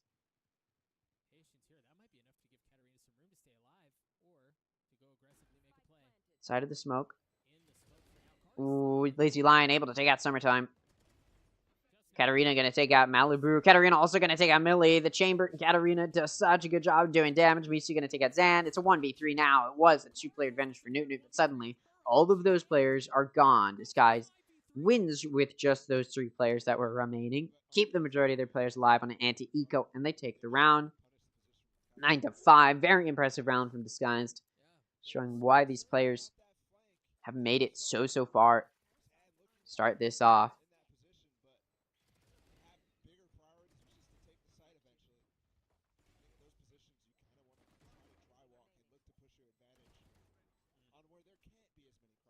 Nine to 5. Reckoning is available for Misu.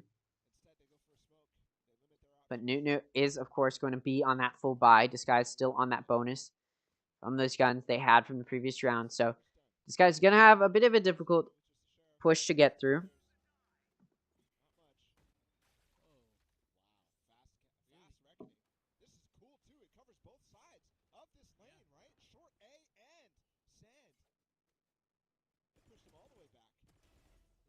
Lazy Lion takes out Zan.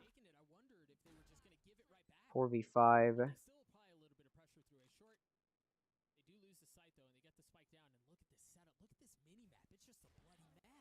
See what Nunu can do here. Millie pushing in towards CT. Gonna take out Misu. Now it's a 4v4.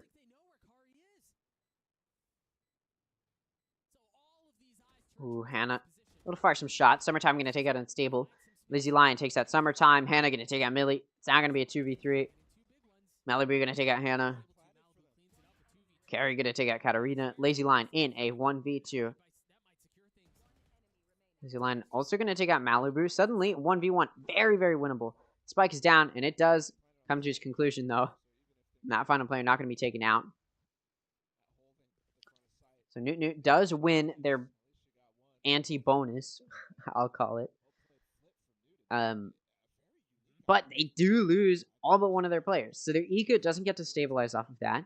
Meanwhile, Disguise, who did just take a bonus, are going to be able to turn it up. This is not looking horrible for Disguised. Showstoppers available for Malibu.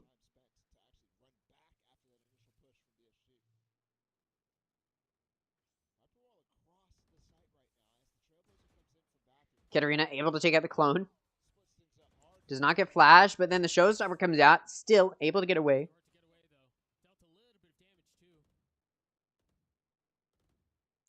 TP, the rendezvous, does get them away. Hannah going to take out Malibu. Unstable takes out Zan. Hannah also going to take out Summertime. Carrie finally shuts Hannah down, but can they do more?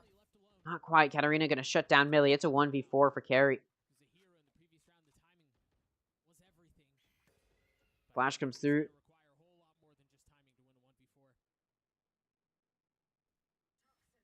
One v4. What can you do? Spike never got the opportunity to go down, and Katarina going to shut Carrie down.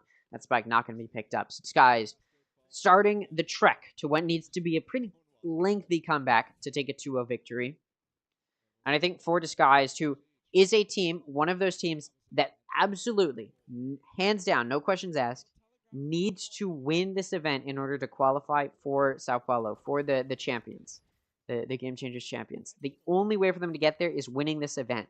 Because if you win this event, it's an instant free ticket. Doesn't matter how many circuit points you have. And Disguised has 0 circuit points from Series 1. So despite an impressive 3rd place finish in Series 2, they just straight up don't have enough to be able to even get 2nd and qualify. They need to win this event. And if they take a map loss to Newt, who was not able to take a map off of version 1, I don't know if Disguise will be able to take a win here in this event. Alrighty, though, in this round, let's talk about it. It's an anti-eco from Disguise. Newt is on that eco round. And Zan does go down. Seekers are available for Lazy Lion, but may not want to use them when you are against an eco. Seekers available on the flip side as well. Summertime has them available. But same thing, they're on an eco, may not want to use them unless they find the perfect opportunity to do so.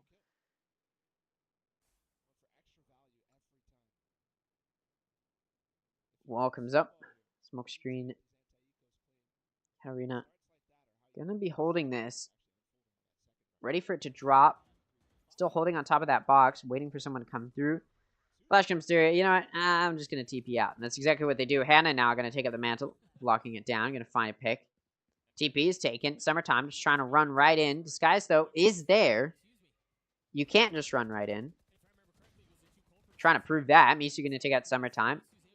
Okay. Yeah, go for the knife. Millie plays it a bit awkwardly there. Lazy Line takes advantage. They're just out of guns there. Out of ammo, rather. Carrie going to take out Katarina. Carrie also going to take out Lazy Lion. 1v2, but Hannah's still in CT. And Carrie goes down. Well played from Disguise to take yet another round. Now, it was against an eco, and Newton did take out 3 of the players. So, it's not horrible there. Definitely not horrible. So, we will see. Newton does take a timeout to figure out how to shut it down. Now, I'll be honest. Between these two teams, I'm a bit torn. I've been a day one supporter of Newton. I just like them as a team. I always have. They used to have Unstable on their team, right? Like, they've had a very strong, consistent roster. You know, it floats through different players quite frequently. Nobody really stays on Newton for very long, but that's just because it is a free agent team. But regardless, I've always sort of I just like the name, I'll be honest. I like the name Newton. So I've always sort of just been rooting for them. And them making it to the main event is huge. So I'm a bit torn on who to root for here. Obviously, I want Disguise to win because it would make it so much more interesting to have a team in Disguise do well in this tournament and possibly take a win. But Nunit is doing well enough where honestly they may be able to win the event and qualify. I think it's very unlikely. I'll be like I'll be 100% with you. I don't think it's very likely they could do it. I think the same goes for Disguise though. So between these two teams, honestly, I'm not entirely sure who I want to win. But it does look like Disguised is putting up a strong performance. Started off to make this comeback a reality. Seeker's available for both sides. Orbital Strike is available for Disguise as well. Stable going to be sending that Boombot out. Testing in towards A.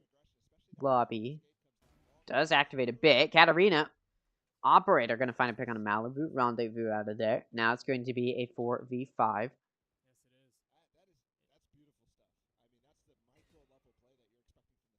Flash comes down. Zan not going to be able to find contact off of that. Zan has actually gone for this Euro comp, which we saw version 1 playing around with. It's not really working out for Newton this time around. And look at that. Summertime. As I say, it's not really working out for them. Able to swing out, take out that player trying to escape in towards backside. This is now a 4v4.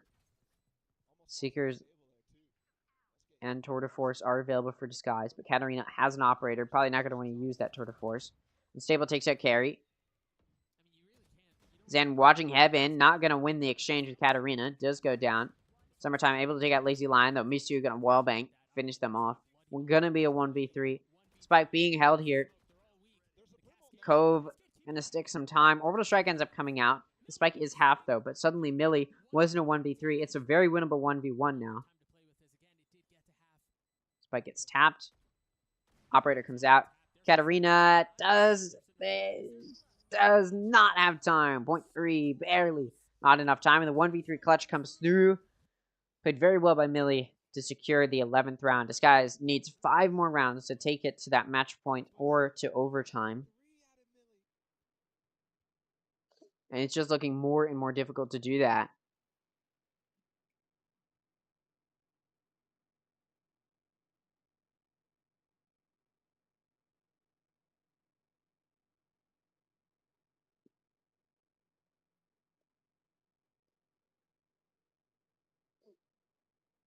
Piper's Pit available for Newt. that Orbital Strike and Tour de Force still available for disguise, and Katarina opts to use it.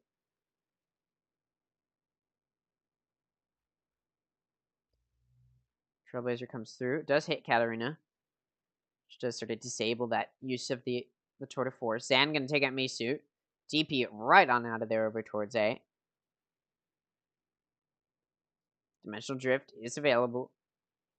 And Dimensional Drift on this map, I've seen do wonders for teams that use it. Some teams only have success with in a round where they have that Dimensional Drift available. Katarina barely getting away from Zan, but repeaks and gets shut down. Now it's a 5v3. Disguise really needs this. Orbital Strike comes out. Hannah's able to take out Millie. Zan takes out Unstable. Hannah able to take out Malibu. 3v2. Only one player advantage for Newt. Disguise could shut it down. And as Lazy Lion starts wrapping around, Summertime gonna be taken out by Hannah. Lazy Lion with a nice flank onto Carry to shut down that Viper's Pit. Now it's a 1v2 for Zan. Trailblazer comes through, trying to clear out this angle. Oh, Zan reveals their own position. Pick carelessly. Lazy Lion knew where that player was. Still walks, not looking at them. Thinking the spike might be held. Zan rushes in with the classic to right click. Hannah's not on it though, and does punish to take out Zan. Spike was halved, able to finish it off, and Disguise will get to that 8th round. Much needed round win to keep them on a bye, keep their eco flowing. Although by flowing I mean manageable. It's not going great for them economy wise. But it is going decently well. It's going well enough, I should say. My voice is starting to give out. I have not done solo casting in a minute. And I also don't have any water. I just have coffee. It's a bit awkward. Probably have to take a quick break after this map. Showstopper, Reckoning are available for Disguised. Zan gonna take out Lazy Lion. Now it's a 5v4.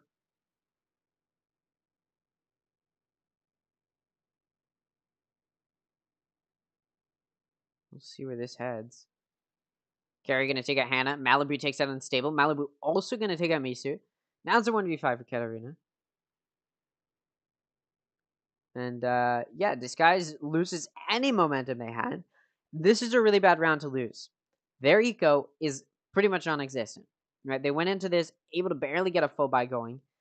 Now they have no economy. Katarina just gonna opt to play for exits.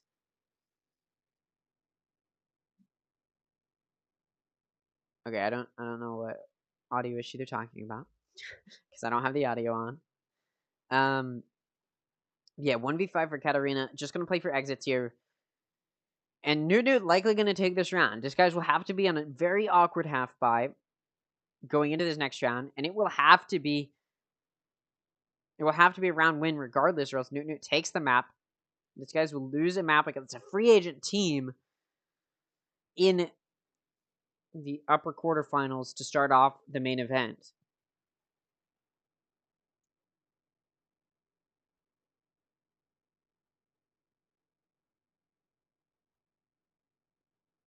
Timeout taken by Disguise.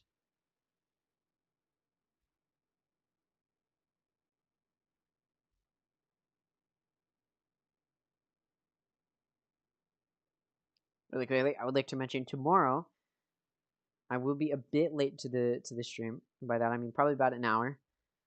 So I do apologize for that.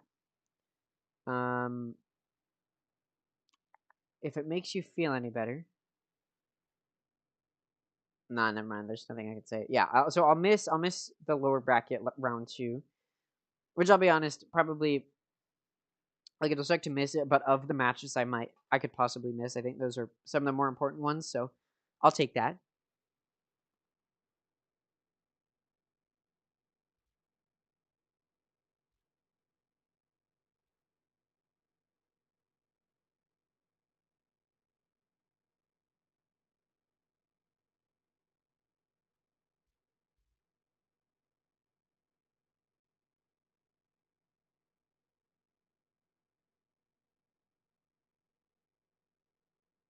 All right.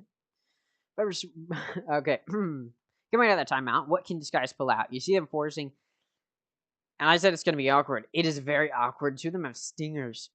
This is not looking super winnable for Disguise, but they do still have Katarina, FPS, and Katarina does still have a Vandal. There's still a chance here. Still an opportunity to make this a reality.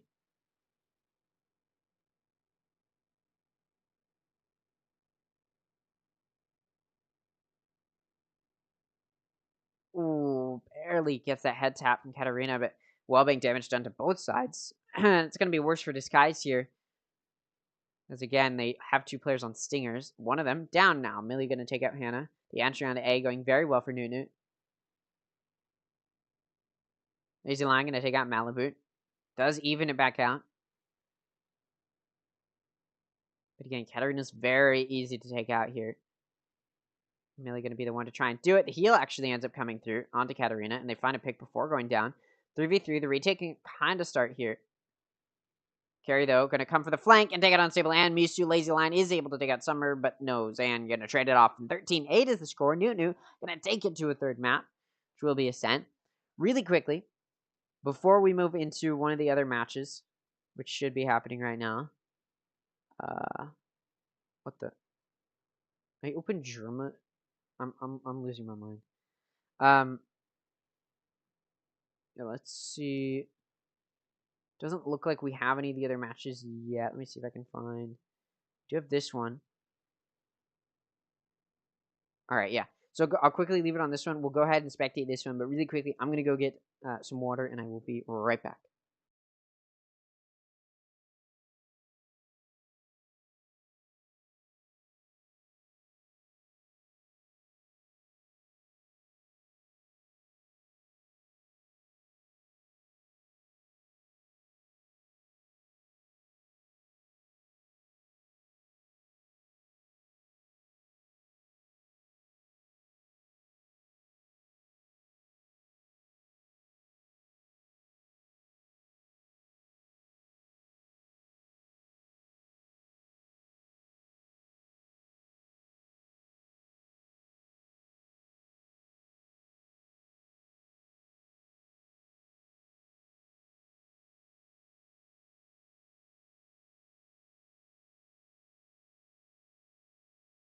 All right, I'm back. Sorry about that.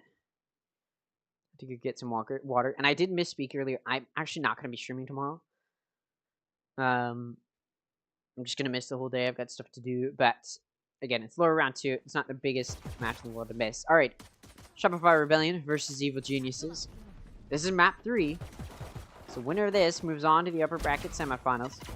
Sonder going to take out Lori. Power Pixel able to take out Panini. But Shopify dominates the round. Saunders paint shells. Get a team kill real quick, but it is a pistol. Doesn't matter too much. Shopify Rebellion getting that round is huge. Now they can go into this anti-eco. Keep in mind, this isn't any team's map pick. This is the decider.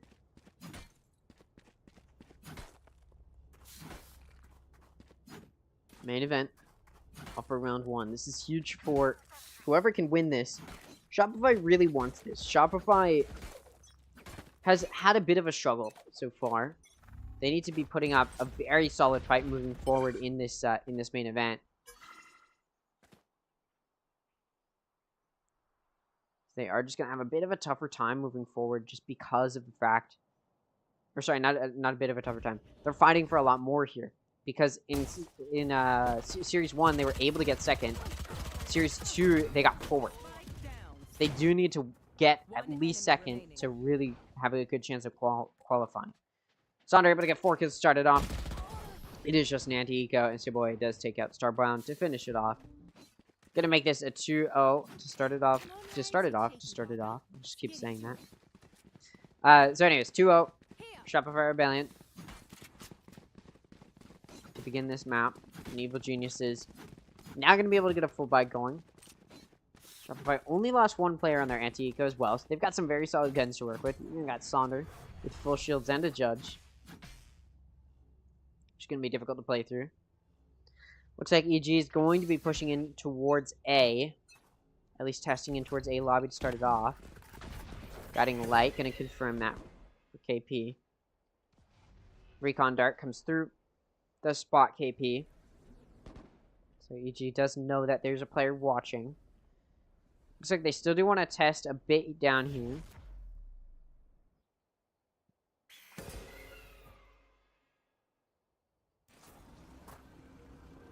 So the drone comes through.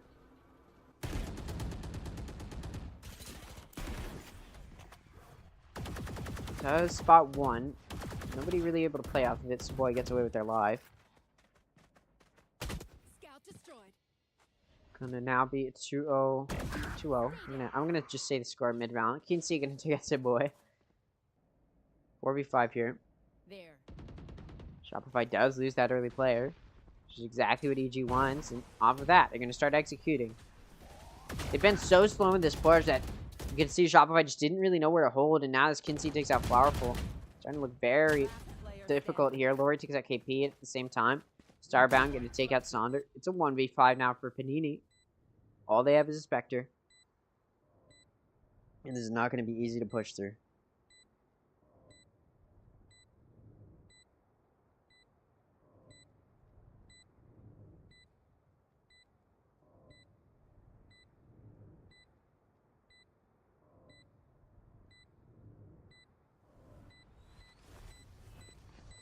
Spike starts to come to a conclusion. Panini is getting ready to start this retake.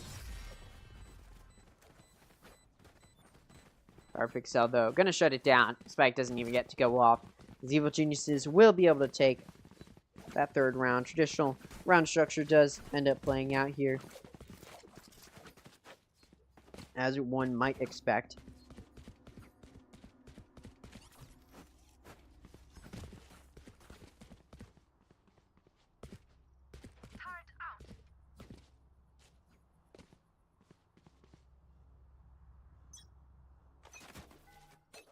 Now,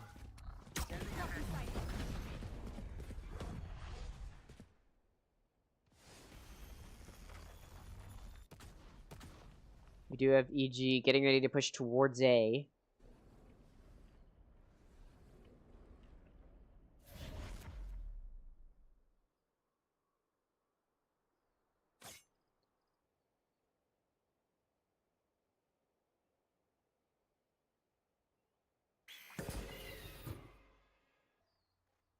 I am going to be, after this after upper round 1 finishes for all the teams, I'm going to end stream. It is just a bit of a longer day, and my throat's starting to hurt a bit, and I don't want to lose my voice because I'm going to prioritize casting matches over this stream. Unfortunately, that's just where I am at right now. Talk to me back in March. It's a different story, but I've started to do actual matches. And don't want to lose my voice before October, which is going to be a pretty solid month for a lot of things. So, Starbound going to take Sonder. Saboy going to take out Lori. KP going to take out Starbound. Panini able to take out Keen C. Now it's going to be a 4v1. Power Pixel going to take out Saboy. 1v3, and KP shuts it down. 3-1 now, the score.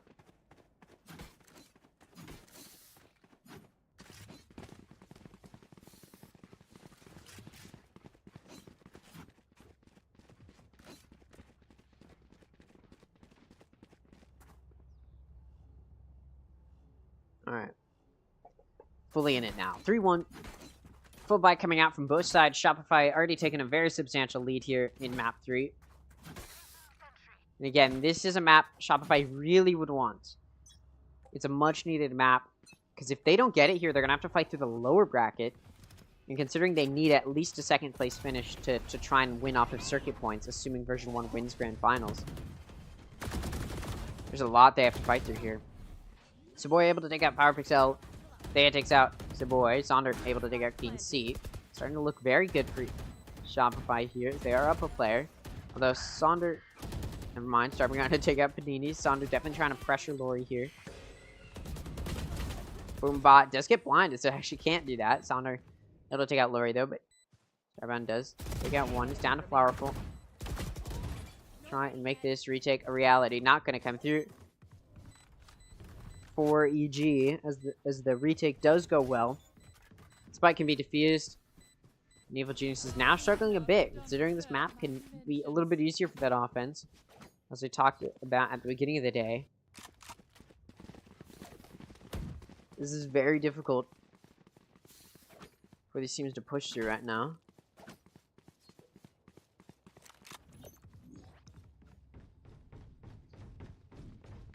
Does look like Nico will have to come out from EG. Shopify. Be able to get a buy going. Sorry, I'm looking for any others that are starting. We'll go ahead and actually take a look back at Wingman Patrol versus Complexity, because I think looking at the free agent teams can be a little bit more interesting. So that's what we're going to do. Quality up here. There you go. All right.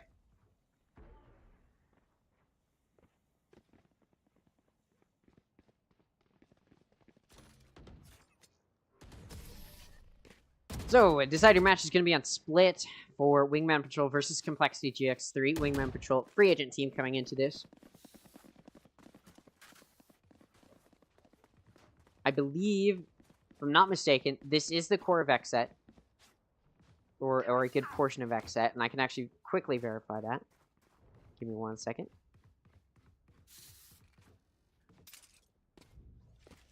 Yeah. So this is, they've morphed into Wingman Patrol here. Stay safe. The only players left behind were Bob and Kitsumi. So, this is interesting. I did get to see X set play in Project Alliance Stellar Series. I was able to cast that match. And I believe 2 of those matches, if I'm not mistaken. I definitely casted the Grand Finals, though. They were very dominant. And so to see X set core be able to continue into GC3 would be exciting. X set did dissolve, and so that's why it's become a free agent team. Claudia able to take out Bunny B. Rise takes out Claudia. For B3. Soto gonna take out Jazzy. Now I'm gonna make it a 2v4.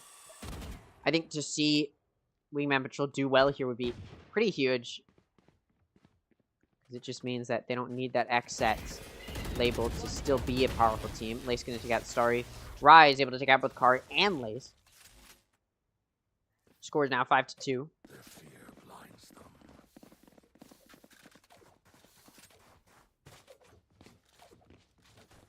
This is a shame not to see Bob here.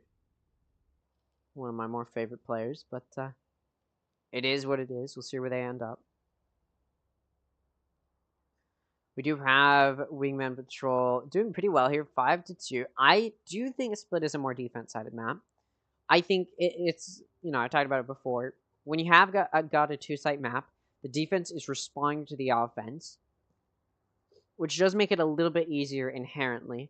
But sort of like how chess would, you know, in that case, wouldn't chess favor the black pieces because they're just responding to the white pieces who move first? Yeah, but also, you know, as you sort of get into this higher level of play, the strategy of it can sort of take away from that defensive sidedness. I think Split is one of those maps where it just depends on the team you're playing against. I think inherently it can be a more defense-sided map, but I also think it's balanced enough that it can turn into a very much so offense-favored map, depending on who you're with or who you're playing against, as I already said. Wingman Patrol is up 5-2, so their defense is going decently well. Complexity could do the same when we switch sides, but for now, they do just need to do some damage control, make sure Wingman Patrol's lead doesn't get too wide here. That's why that timeout comes out. To figure it out. Don't let me down now, yeah? As Complexity does get ready to push towards B. I've got your trail. Out of charges. Rise takes out Lace. Jazzy gonna be able to take out 2, and then a 3rd. Bunny B, Rise, and Soto all go down to their hand. Jazzy also gonna take out Avery on for the ace. Trying to start button to deny that. I don't even know if you even go for this 1v4. If you are a Starry. At a certain point, you may just end up playing for exits. And it does look like that might be the case. Start button just starting to back out towards watching Garage. Which Raze has a Kamen and is watching. So Starry button does peek out here. Starry button will be seen, but they actually end up coming off of the camp. Bad timing there. Doesn't matter. Ray's still going to take out Starry Bun. And Complexity does take a round off of that timeout. Exactly what they wanted to do.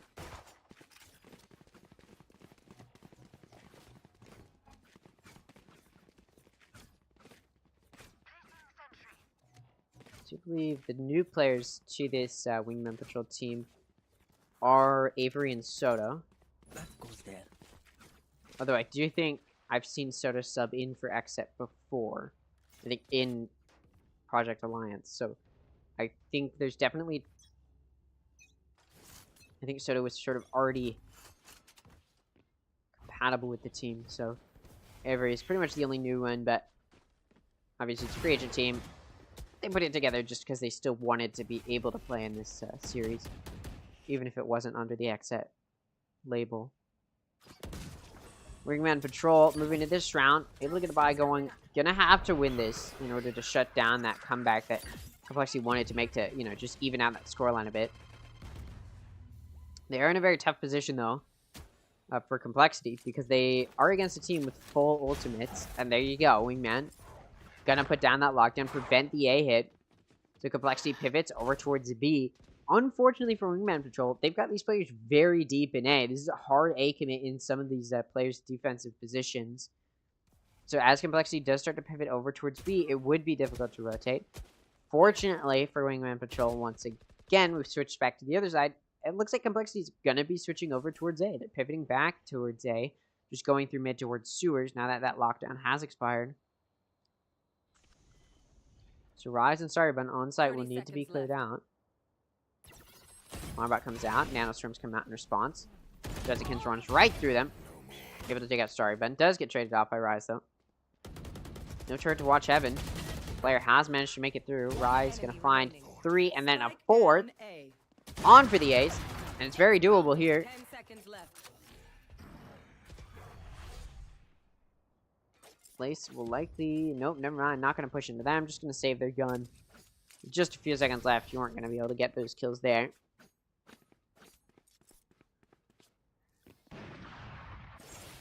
So yeah, Lace going to be able to get away. Save the gun. 6-3 is the scoreline. Wingman is going to be moving deeper into this lead.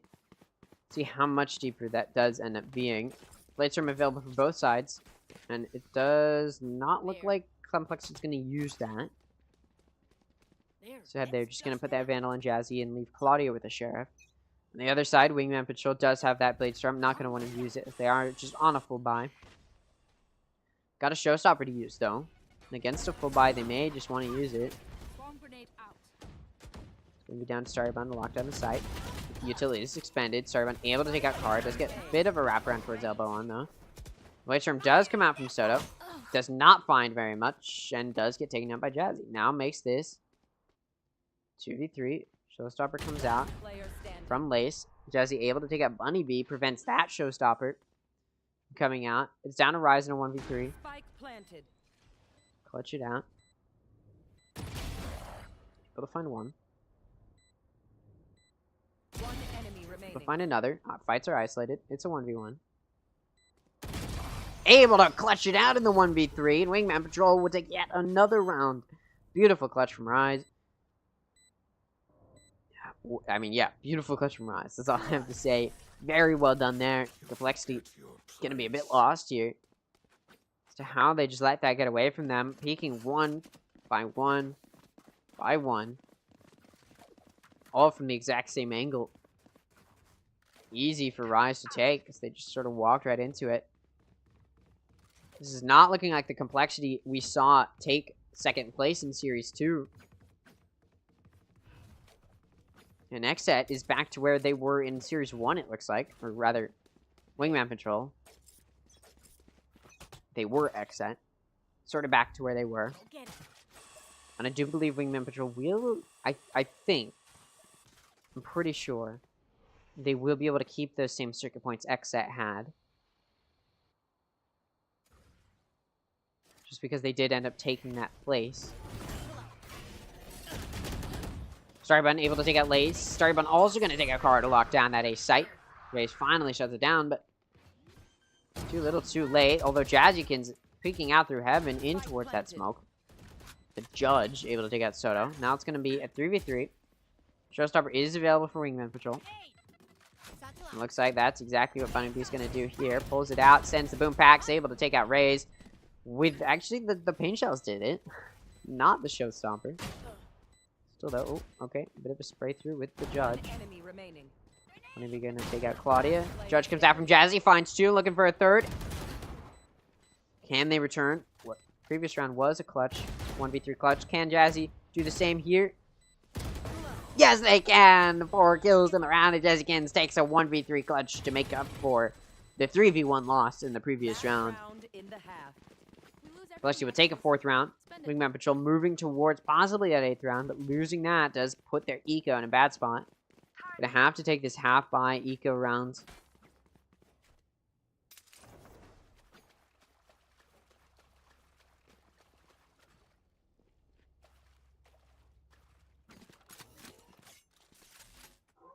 And this is not looking great.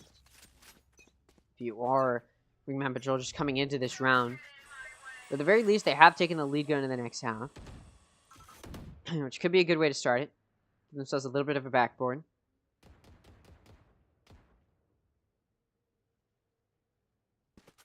Complexity will move towards his mid.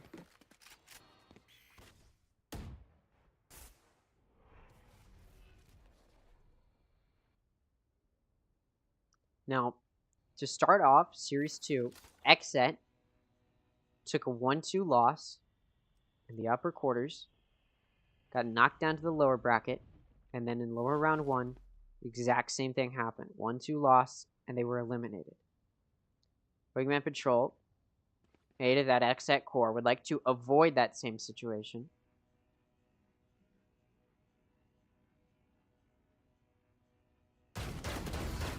Okay, and Jazzy able to barely see the toes of Soto. Bit of an awkward fight through vents. It does go the way of Wingman.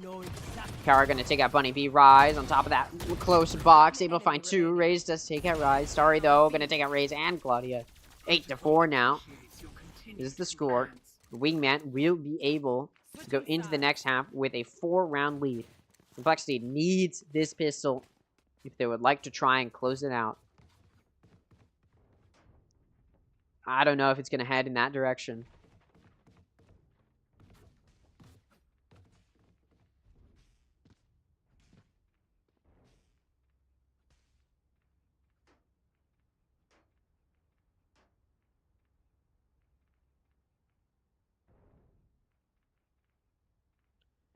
So we come through halftime. You do see Wingman setting up towards this A push.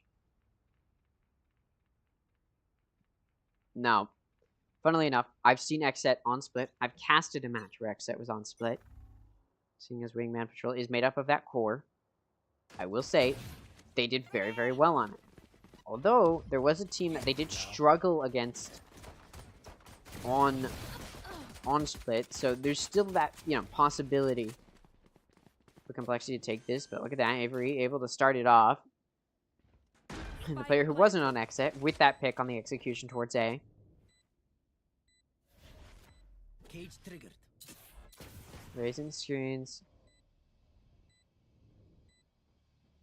Nanostorms are set up here. Oh, what a nice pick from Bunny Bee. Long range. Does end up getting taken out by Kara. A bit distracted by those players shooting through screens. Fight taken. Starrybun with the flank. Able to take out Kara. Claudia able to take out Rise. Raze going to take out Avery. Soto turns to take out Claudia. Raze takes out Soto. It's a 1v1. Unfortunately, the timing on the tap for Raze not good enough. Starrybun able to shut it down. 9 rounds now in the hands of Wingman Patrol. 9-4, and it's looking like Wingman Patrol may be able to take this map and take this series. Walk back what happened to them in Series 2. Hey, Xset may have dropped them.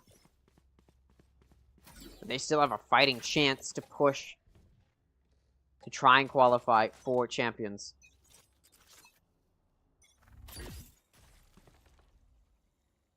Get to the Sao Paulo land. Just be a beautiful way to do it.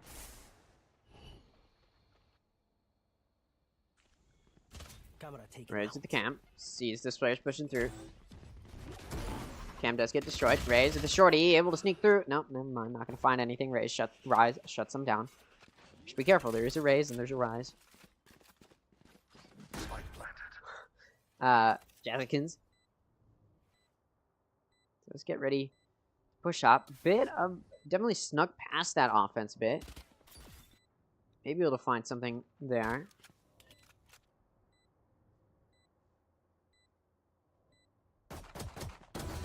You can see that. So they are going to be dealt with. Charges left. Soda takes out Lace. Kara, though, going to take out Avery. And the Starry Bun takes out Jazzikins.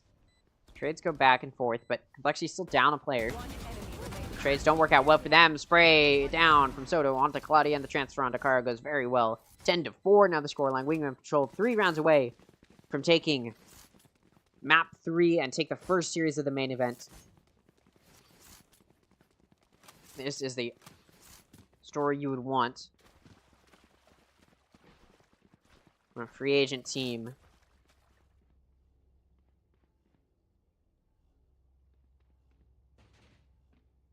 And if you do win this, if you push, if you are able to qualify for Sao Paulo, you do likely get to be picked up by an org that will make you a paid roster. Possibly get Wingman Patrol back into those hands of an org that's willing to support them. They did struggle a bit in Series 2. Had to compete in some of these sort of lower ELO tournaments, is what I would say. And, now they're bouncing back. Bezigan's going to take out Soto and Kara. This round, though, by coming out from Complexity, it's seeming like it'll go very well for them. The paint shells finish off Rise. Cage trigger. Barely not able to escape there. Spike is down. One enemy remaining. He's going to take out Bunny B. And the bonus still goes poorly, very poorly for Wingman Patrol. It's Complexity able to win their buy round in a flawless fashion. Means that their eco takes a massive boost here. Wingman Patrol gonna be able to get a buy going here, as they did just take that bonus. Full buy from both sides. If Wingman Patrol gets this round, it's a very big start to this half.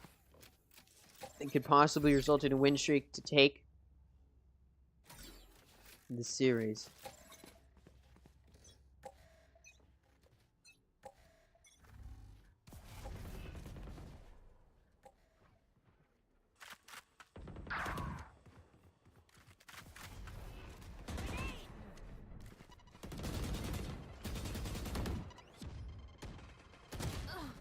One of you gonna take out Jazzy.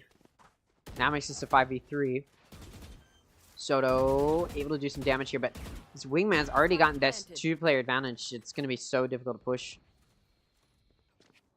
A retake here. Camera taken out.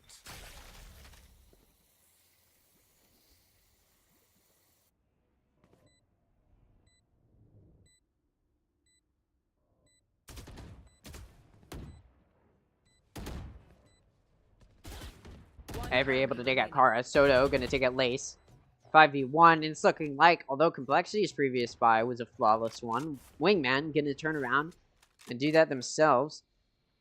As at this point, Ray's just scrambling to try and take a save. Maybe get lucky with a pick or two, but not gonna be playing for exits, just gonna be playing to save their own life. And with time running low, as the spike comes to its conclusion, Rays should get away with their life, and they will. So, 11-5 is the score. Wingman Patrol up 11-5, favorite in this. Wingman Patrol with the underdog story. Wingman and Newt, the two free agent teams coming into this. The underdog stories trying to push through. Wingman Patrol facing Complexity. Newt facing Disguised. There's a very real possibility here that Wingman will be able to take on Complexity and take the match to play version 1 in the upper semifinals.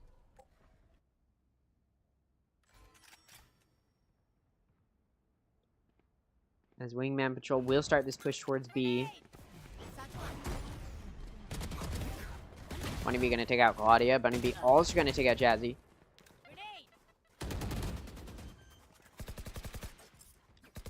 5v3 now. Bunny B able to take out Lace. Showstopper not gonna have the time to expend. Does expire. Kara gonna take out Bunny Beat. Now it's gonna be a 4v2. Now Storm trying to delay the push out, but Kara is able to catch Starry Bun off guard. Soda gonna take out Kara. Now a 1v3 for Raze.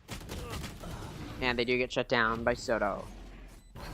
12-5 match point now for Wing of Patrol. Complexity a bit low on that economy. Gonna have to make a 7-round win streak to take it to overtime. I said this so much today, where a team has to make an insane win streak to keep them alive in the series, and it's looking like Wingman Patrol, free agent team, gonna take out Complexity, the second place team from Series 2.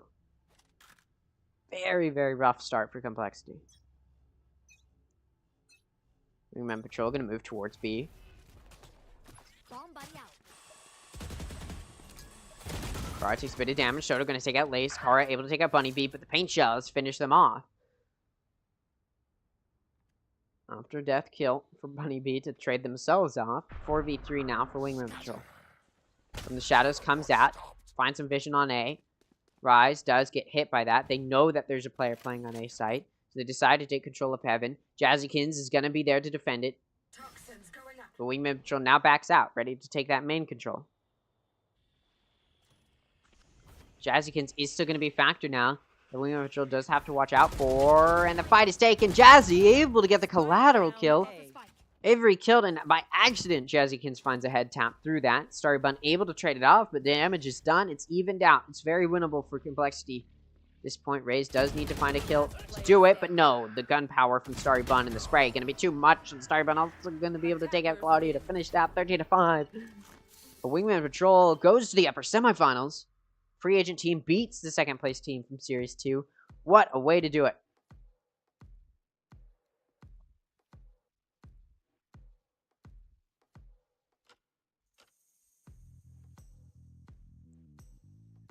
We will see where these teams have ended up. Go ahead and head back to Newt versus Disguise. I believe the last of the matches that needs to finish up here. Oh, that and Shopify versus EG, but that is about to finish. So we'll just head over to this one. After this map is done, I will be ending stream, so apologize for that, but that is the way that it'll go. All right, Newt starting on the defense, putting up some impressive numbers. Considering this is Disguised, a team that needs to win this event. They need to win the grand finals of this event in order to qualify for champions. To lose to Newt would be such a bad way to do that. Newt is in the same boat, though. Needs to win the event. Millie going to take out Katarina. Unstable takes out Summer. 2v3 now. Unstable able to take out Malibu. This push from Millie is shut down as Hannah takes out Millie. 6-3 now, the score. Is Disguised. It's 3 rounds away from it. Tying it up. This is Ascent. It's a bit defense-sided. I would want Disguised to get at least 5. I think that's what I would call a balanced half. So they just need 2 more to get there. But there are only 3 rounds left in the half, so it's easier said than done. As we move into this round, Nunu is able to get a buy going. The eco has been equalized. But Nunu, they lose this, they're going to have to take an eco, and then Disguise can make that push for that additional round that I said to get to that 5th round win. Sky is going to start this round off, taking mid control. Malibu, though, going to return fire, taking mid control themselves, able to find a pick. Hannah, though, going to trade off Malibu. Xana's there with an operator, not going to get the opportunity to use it. Odin spam from Summertime as well. This mid control being placed very heavily and aggressively. Now Newt backs off of it. Katarina has this operator looking to do some damage. Not going to be able to find anybody to pick off, though, as Summer has backed out. Player count evened out. Hannah's a bit low. Misa's a bit low. So health advantage to Newt right now. These guys will get ready to push towards A. There's going to be 2 here to defend it. It's Millie and Summer. Looking to shut it down. Recon Dart does a bit of scan.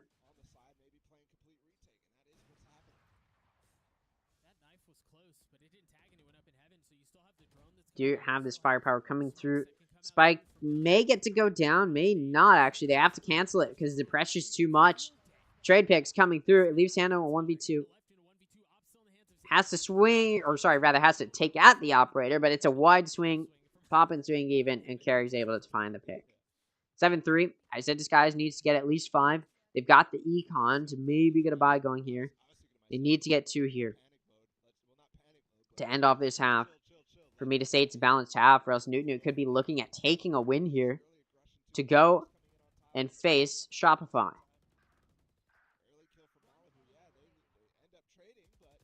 So Wingman Patrol will be facing version 1 in the upper semis. Shopify has beaten EG, so they will be facing the winner of this match.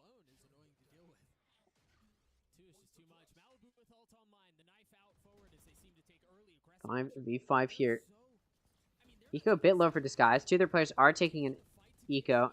Players that could buy and still be able to buy next round did. So it's a buy for next type of round. Malibu is taken out, so it's going well for Disguise so far. Unstable is a bit low on HP. Katarina, Eco peeks the operator and finds the kill. 3v5 now. Disguise does decide, yeah, let's go ahead. That's where they're headed. Katarina still watching this cat angle from top mid. Headhunter has come out here. Not expecting someone to be close, though. And the timing getting the best of him. Summertime going to take out Katarina. That does give that player advantage a little bit more evened out. Millie takes out Misu, but then Lazy Lion does trade that off. So still player advantage for Disguise. Spike trying to go down. Odin spam from Summer through tree. Trying to deny it. Not going to be able to. Spike does move. Planted for Hell now. Hell and main. Carries coming in through Heaven. Bit chaotic. They're trying to take that fight in tree. Unstable is still able to take out Carry. And now it's down to Summer. They know where they are. Half health, and Hannah going to shut them down. 3 players left alive, and considering this guys went into that round with 3 guns in their hands, 3 rifles in their hands, I should say, that's exactly how they want to come out of that. 3 ults available for them. Hunter's Fury, Tour de Force, and I believe that was the Blade Storm, unless I'm insane, which I might be. Meanwhile, the other side, I believe, has 2 ults. Or, sorry, not Blade Storm. From the Shadows. So from the Shadows, Tour de Force and Hunter's Fury available for Disguised. Over on the other side, we've got a Null Command and From the Shadows. 1 up point away from the Hunter's Fury. 2 up points away from a Lockdown. So Newt definitely going to be fighting for that. Newt. Disguised does get ready to push towards mid. Flash going to come through. Never mind. They decide not to swing that. These guns, it's such an awkward half buy that Newt has forced themselves into. Got a Spectre, they got a Sheriff. It's 2 of their guns. The rest of them do have good rifles, and Zan get to prove that, able to take out Unstable. Zan trying to spray down a few more picks. The smoke does deny vision, so Zan struggling a bit there. Owl Drone comes out, does spot few top mid for that Newt can see for Disguised, or on Disguised rather. Malibu able to take out Lazy Lion. Misu takes out Malibu. Zan there to trade it off. Suddenly, Disguise finds themselves in a very bad spot. Katarina trying to make contact. Has this Tour de Force. Wants to use it. Spike does have to be picked up. They don't know where these players are. Fortunately for them, nobody's really going to swing yet.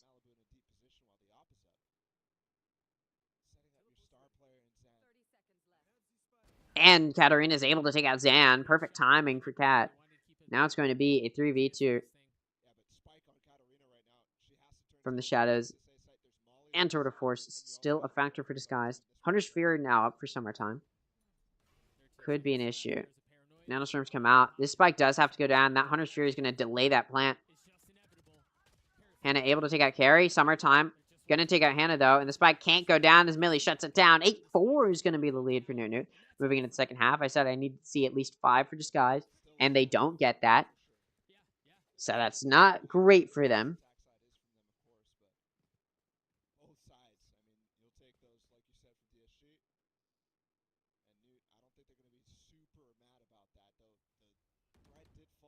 It's a push for GC champs. It's going to be very difficult for a lot of teams. I think Newt knows that and wants to take advantage. They may not have done well in the first 2 series. But you don't need to do well in the first 2 series if you just win Series 3. That's what Newt is pushing for here. Disguise now switches to the defense. Newt gonna want to win this pistol to really secure this map. Disguise really wants this pistol as well to try and make that comeback possible, to try and even out that scoreline. Although it is a 4-round lead, so pistol and then anti-eco would only be 6-8 for Disguised. It's at least something as far as getting that gap closed. Newt, though, completely allowed to just wander onto this B site, completely cleared out. Disguise not really able to put up much of a fight. Katarina's taking a bit of damage. 18. Typically it wouldn't matter, but on a pistol, kind of does. It's a good percentage of your health gone. Newt has this spike down. Getting ready to play post plant. Sky's getting ready to push in. There you go. 0 point comes through, but Lazy Lion able to take out Zant. Katarina takes out Summertime, but Malibu and Carrie each find a pick. Unstable able to take out Carrie. Now it's a 2v3. Unstable takes out Carrie. Millie takes out Hannah. And Stable and Lazy Lion find the final 2 picks onto Malibu and Millie. There's no time, and the spike will explode. Never said that before. Yeah, Newt played time pretty well. It was mostly just down to Disguise taking too long to start that retake, as they wanted to get all of their players on board. But by the time they did have that, time pressure was applied, and they could not get in fast enough. 9-4. 9-4 is now the score for Newt.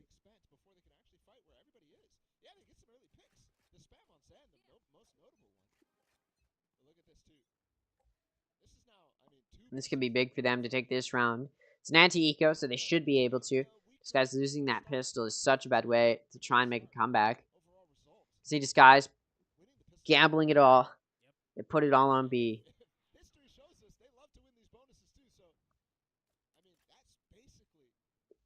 And it looks like Newt might play into that. So they tried to apply pressure mid, weren't allowed any info. Tried to apply pressure A main, weren't allowed any info. So they're like, alright, let's just go B. Why not? And Disguise is ready to prove why they shouldn't.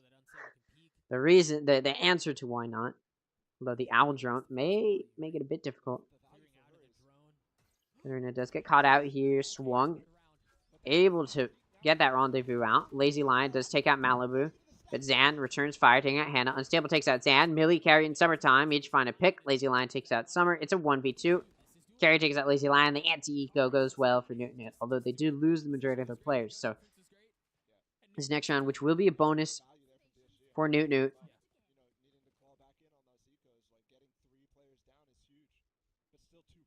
Won't be the best for them. I'm going to really quickly... AG is making a comeback. I just assumed they would have won by now. Keep this open in the second time, just that way I can better monitor it, you know. So 10-4 right now. We do have this guy's getting ready to mow them down here in main. Lazy Lion going to take out Malibu. Lazy Lion going to take out Zan as well. 3v5 here.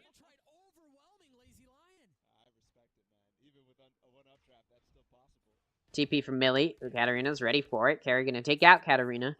This guy's definitely looking like they're going to win this. Although Carrie somehow able to beat Lazy Lion. Shut down that Onan.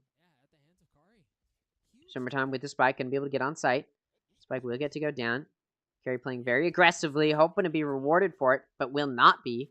Spike hasn't gone down. Summertime decided to cancel it. And tries to find timing by faking out that plant. But no. Stable's ready for it. Finds the pick, and Disguise does win thereby, as they should. Though they do lose a few players to get there, they're still going to be able to get a bye going.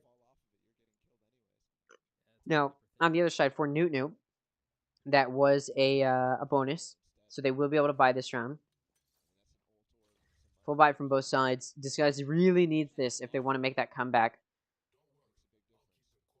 start. Understreet is available. Newt pushes towards his A site to start it off, but that's your point. Detects all of it. And now it's going to be really hard for to get through, just because of how detected they were. So the initial 3-player push has turned into a 1-player hold in main cubby, and now Nunu will turn their attention towards mid, hoping to maybe find some contact. Not going to do that. Holding from B lobby here. Moving now through tiles. Zan clearing out some space. Going now towards Cat. Getting ready to move in towards Tree. Ooh. Katarina tries to find a pick. Does have to just TP out, though. Misu able to take out Millie. There you go. 4v5 for Nunu. Hunter's Fury comes out. Misu able to take out Summertime. Anna takes out Zan. Carrie gonna take out Unstable. But Misu does take out Carrie, leaving Malibu alone in a 1v4. Now a 1v3 as Lazy does go down. Spike needs to be picked up. Luckily for them, the window's broken. So they can play a bit risky here. Although they are about to get flanked on if they're not careful. Now they just run out of there knowing they don't have time. Takes the fight, but Katarina wins it. And Shopify has finally, after a very long fake comeback from EG, Shopify has beaten EG. So just the winner of this match will be facing Shopify in the upper semifinals. Wingman Patrol is going to be facing version 1. So, you know, it's interesting. The loser of this will be facing Evil Geniuses, I believe. Lockdown available for carry. Looking to make some pressure. Maybe towards mid. Yeah, it looks like that's where they're headed.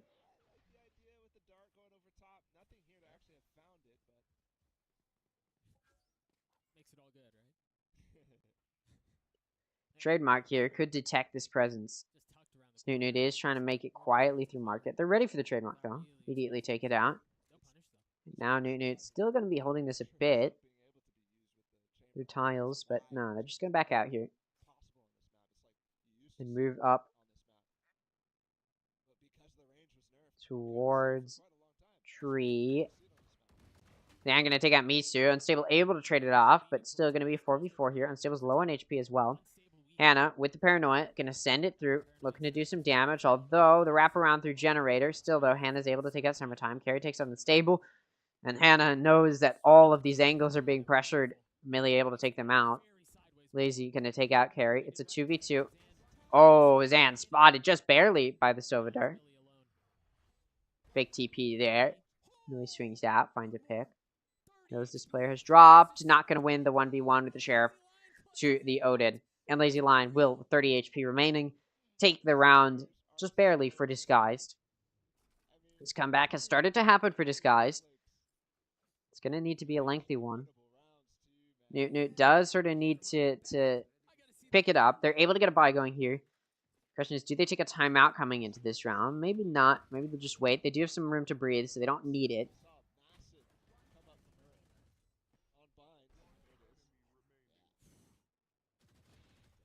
This guy does get a bit of time to play around with. And no, they do take the timeout. There you go. Trying to figure out what they've been doing wrong here. And I think it's just they've been playing a little bit too slow early, and then they really pick it up in the last, like, 40 seconds. Because they need to. But they're not able to take the time in the site execute that you might need, especially on a map like Ascent, where there's so many angles the defense could be playing from. So it's just really difficult for them to get onto the site and get the spike down with so many of their players alive. And even if they get the spike down, it's usually down to like a 2v2, 3v3, still, you know, not with a player advantage, which is really difficult to play post plant without that player advantage on Ascent. Especially against a team like Disguise, which knows how to play retake very, very well. We went from talking about them winning the pistol, Newt, and potentially being able to close out the game if they won that bonus, to Disguise putting together 3 rounds in a row on defense. It's a map of streaks for this defensive side. And they've got themselves up to a place where it's very comfortable, right? We do have, coming out of this timeout, got Nunu headed towards A. Getting ready to push up. Hannah sends a Paranoia all the way down from tree, which just prevents some of that contact, but still, Newt gonna make some progress here. The lockdown does come out.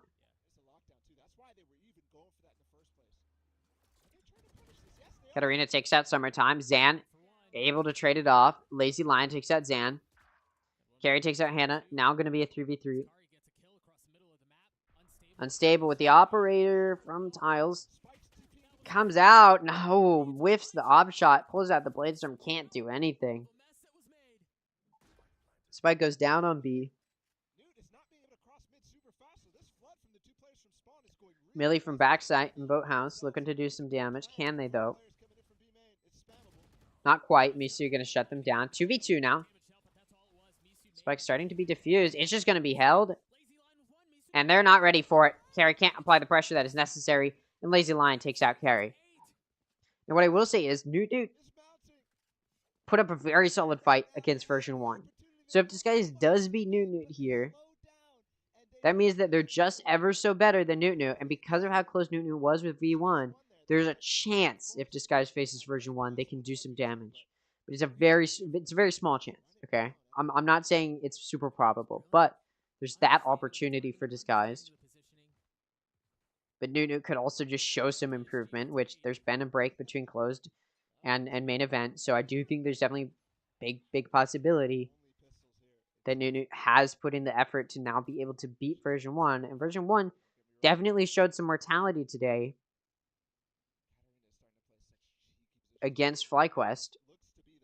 At least a bit on Bind. Although the map wasn't as close as maybe FlyQuest would have liked. But they did show some weak points.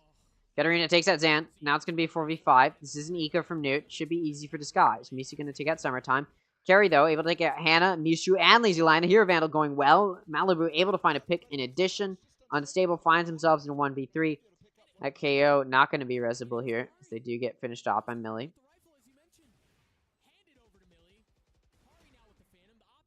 Paranoia comes through. Unstable blinded. Finding this difficult to play. They do have an operator.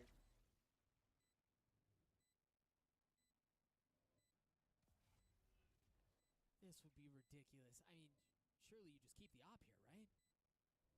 Money's not great. You certainly At this point, probably just swinging out, maybe hoping you can find an easy pick here or there, but not going to be enabled there.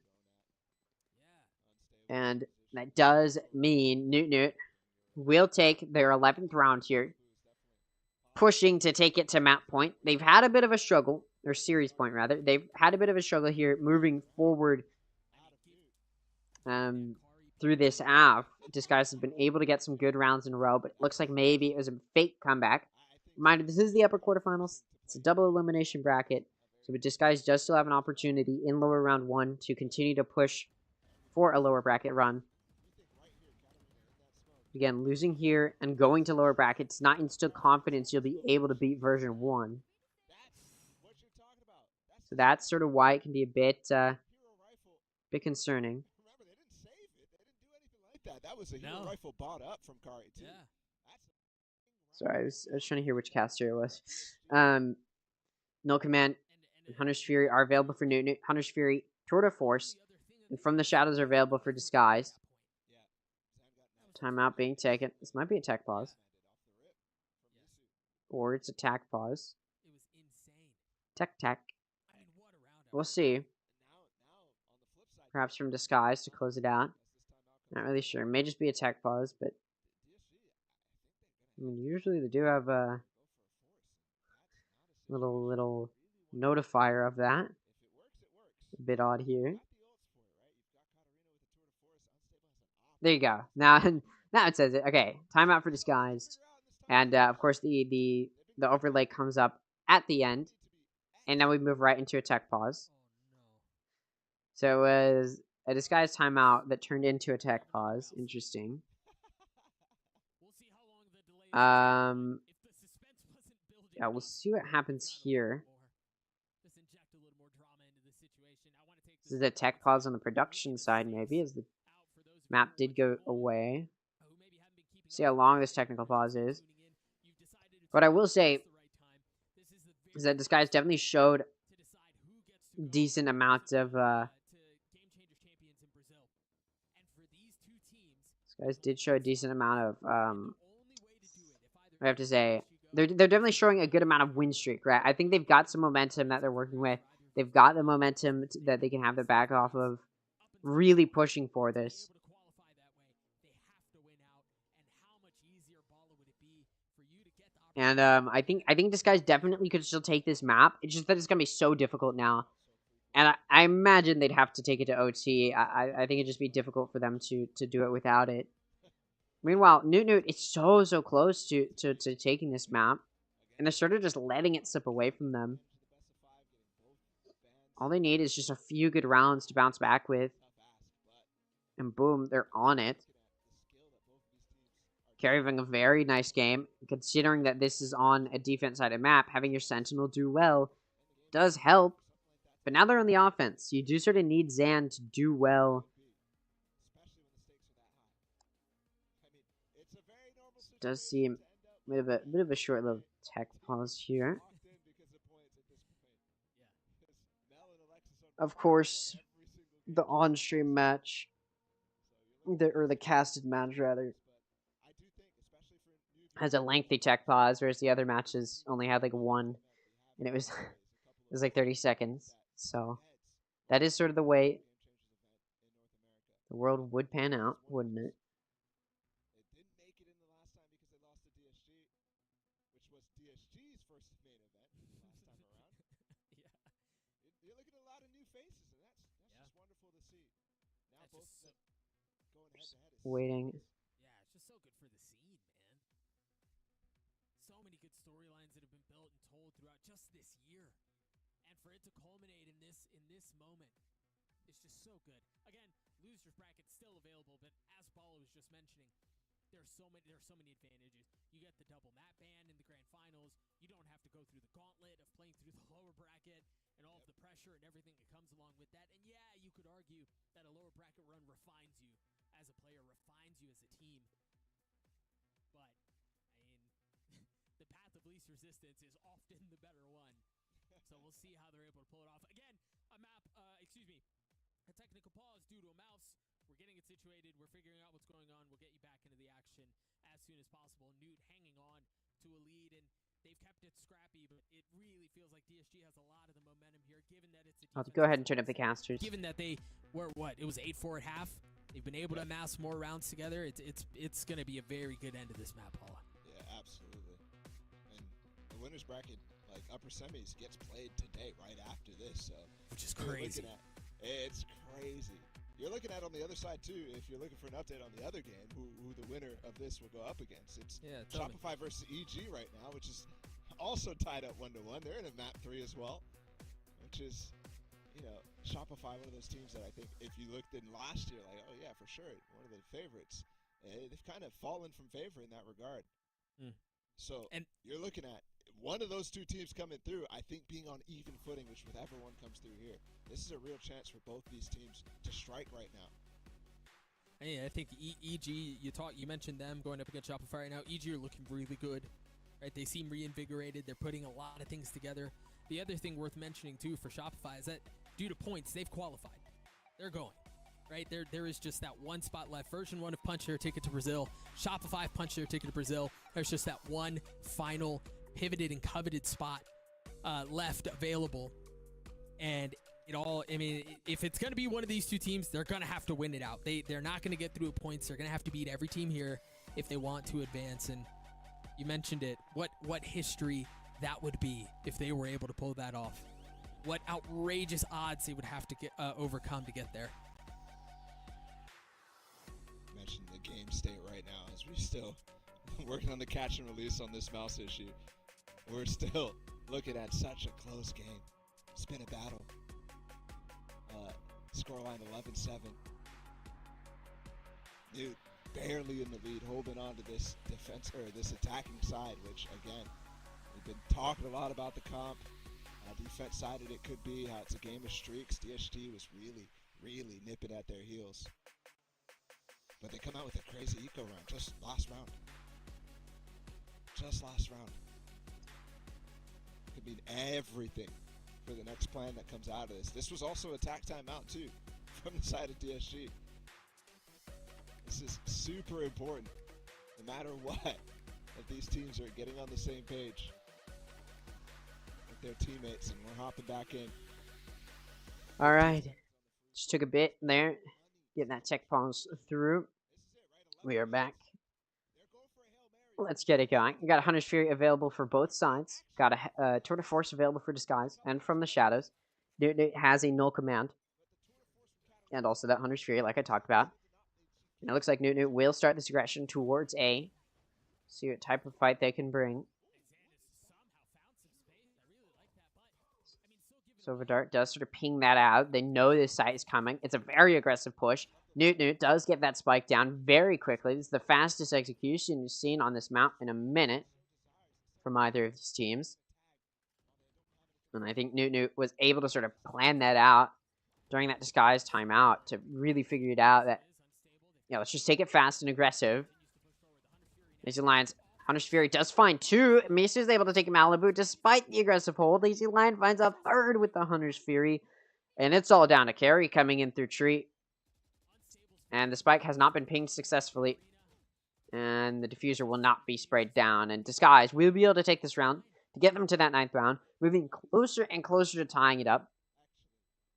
Newt needs 1 more round to take it to match point. To series point. That's all they need. And then at the very least, they've secured that overtime. The Disguise is making such an aggressive push. Newt now going to be taking a bye. They've got a Hunter's Fury for themselves. Though I don't know if you'll be able to do anything like Lazy Lion was able to with that Hunter's Fury. I mean, what a beautiful usage of it. I don't think I've seen an effective Hunter's Fury to that extent in any semblance of pro play. It's very impressive to see that come out. And it's an impactful one, too, to keep Disguised in this push. Tour de Force from the Shadows, available for Disguised. Hunter's Fury, available for Summertime. Disguised, of course, would love to shut down this aggressive play Newt has been bringing out. Newt now slowly and quietly pushing in towards A. It's going to be caught out here, spotted. And now they're trying to take this fight in tree. There's quite a few Disguised players there to do just that, but they're not going to be able to find anything off of it. From the Shadows, TP comes through. Spike goes down. Lazy Lion takes out Carry. 4v5 now. Malibu going to take out Hannah.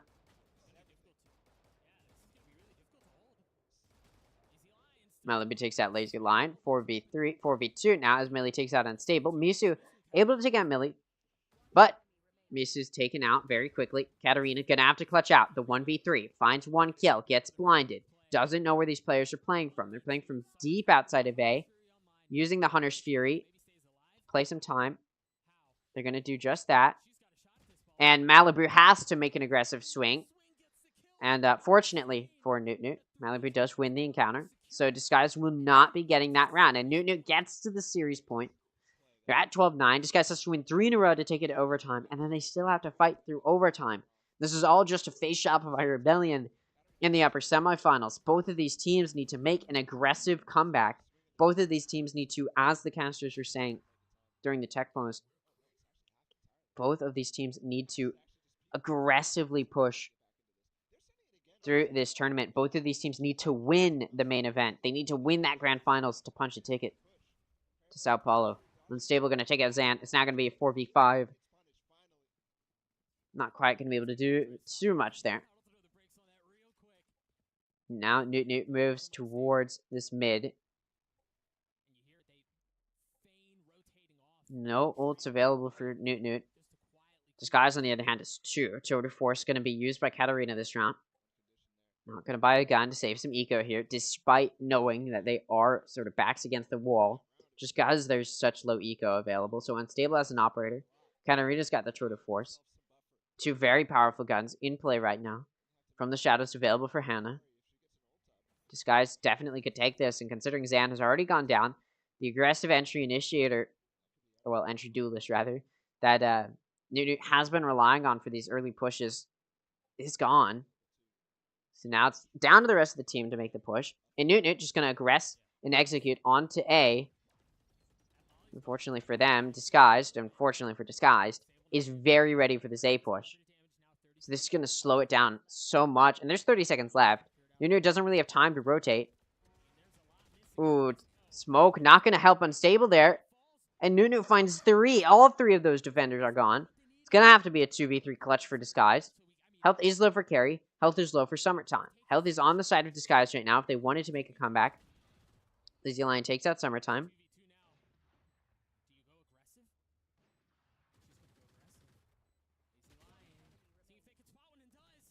Lockdown is destroyed.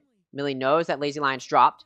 Playing on Generator, they're both caught out. The Sword of Force comes out. Katarina takes the kill, and Disguise will get to that 10th round.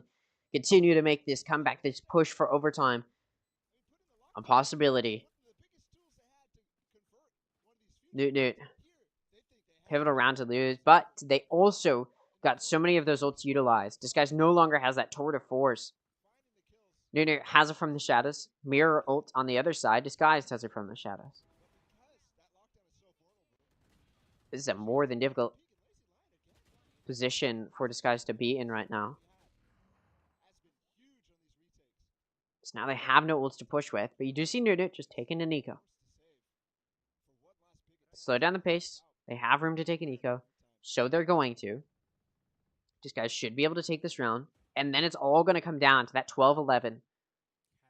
First, Disguise does have to prevent the Thrifty. We've seen it end on Thrifty so many times where you talk about how it, this should be an easy round to win, and then a Thrifty comes through. So, Disguise does need to, hopefully for them, prevent that from happening. The classic. The amount of times I've said, okay, the comeback is possible now, and then it ends in a Thrifty fashion. So, we do need to be aware of that. Carry now coming in through Garage. Unstable is going to swing. Oh, bit of a misplace there at the Sheriff. So one dink not going to come through, and, Operator on Unstable. It's sort of just a recipe for a dominant kill if you whiff that first shot, and there you go. So now it's a 4v5. Newton, it's down a player. Looks like now, okay, let's go A again. We've had some progress on A. They know how to execute very well. We've seen them be able to clear out so many players very quickly. Lazy Lion, Jiggle peeking in.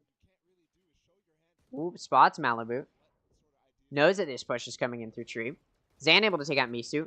From backside, though, Hannah's locking down, able to find one. Lazy Lion finds one as well. Hannah finds another onto Billy. Back exposed, though, to Summertime. 1v3 for Summer. Try and do some additional damage. Finds one. Not going to find another. Marshall shot misses. Has to wait for the recock of the bullet. But it is going to be returned to the kill. From the shadow, still available for both sides. Newt now on a full buy. Full buy from both sides as we move into the last round of the half.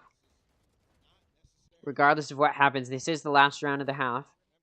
If it goes to OT, we switch sides, and overtime starts. Money no longer a factor. Newt could end it all right here. End this series with a win. We know they know how to execute on this map. You can see how well they've paid attention. And they had shut down Disguise early in this in the first half of this map. Now, Newt starting to struggle, and Disguise has been able to make some progress. Can they shut it down? Lazy Lion going to make sure not so early in the round. Going to take out Zan. Still possible, though. Newt in a 4v5.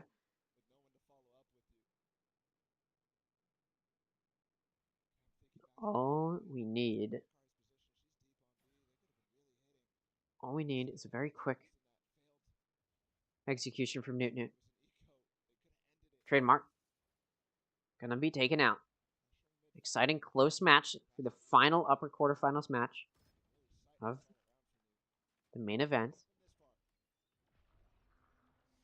Hunter's Fury available for Lazy Lion now. We've seen them get 3 kills with it before.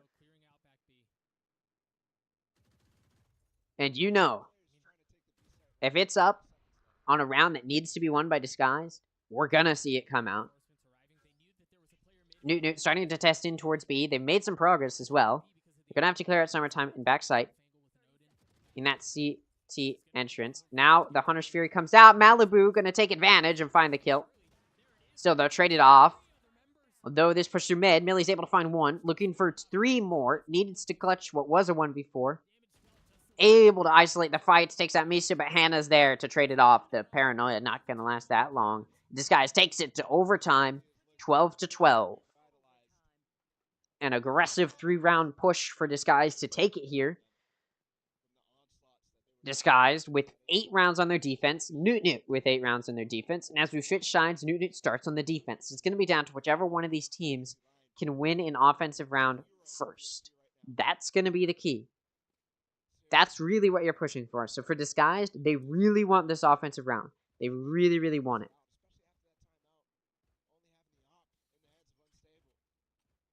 Question is, can they get it?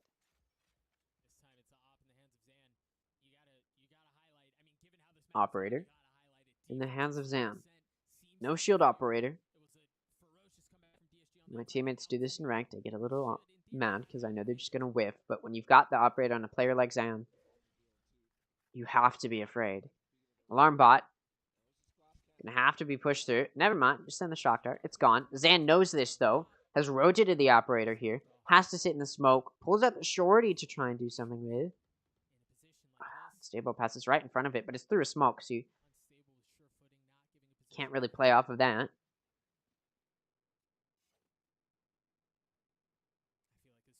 Cloudburst comes through. Sky's gonna get ready to push towards A. Owl drone gonna spot one through a smoke. Very good. Push that back. A site can be a bit easier to push through. Meanwhile, there's still a fight happening in A.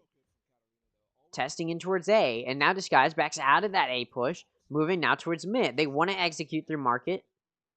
Zan with the operator going to make that difficult.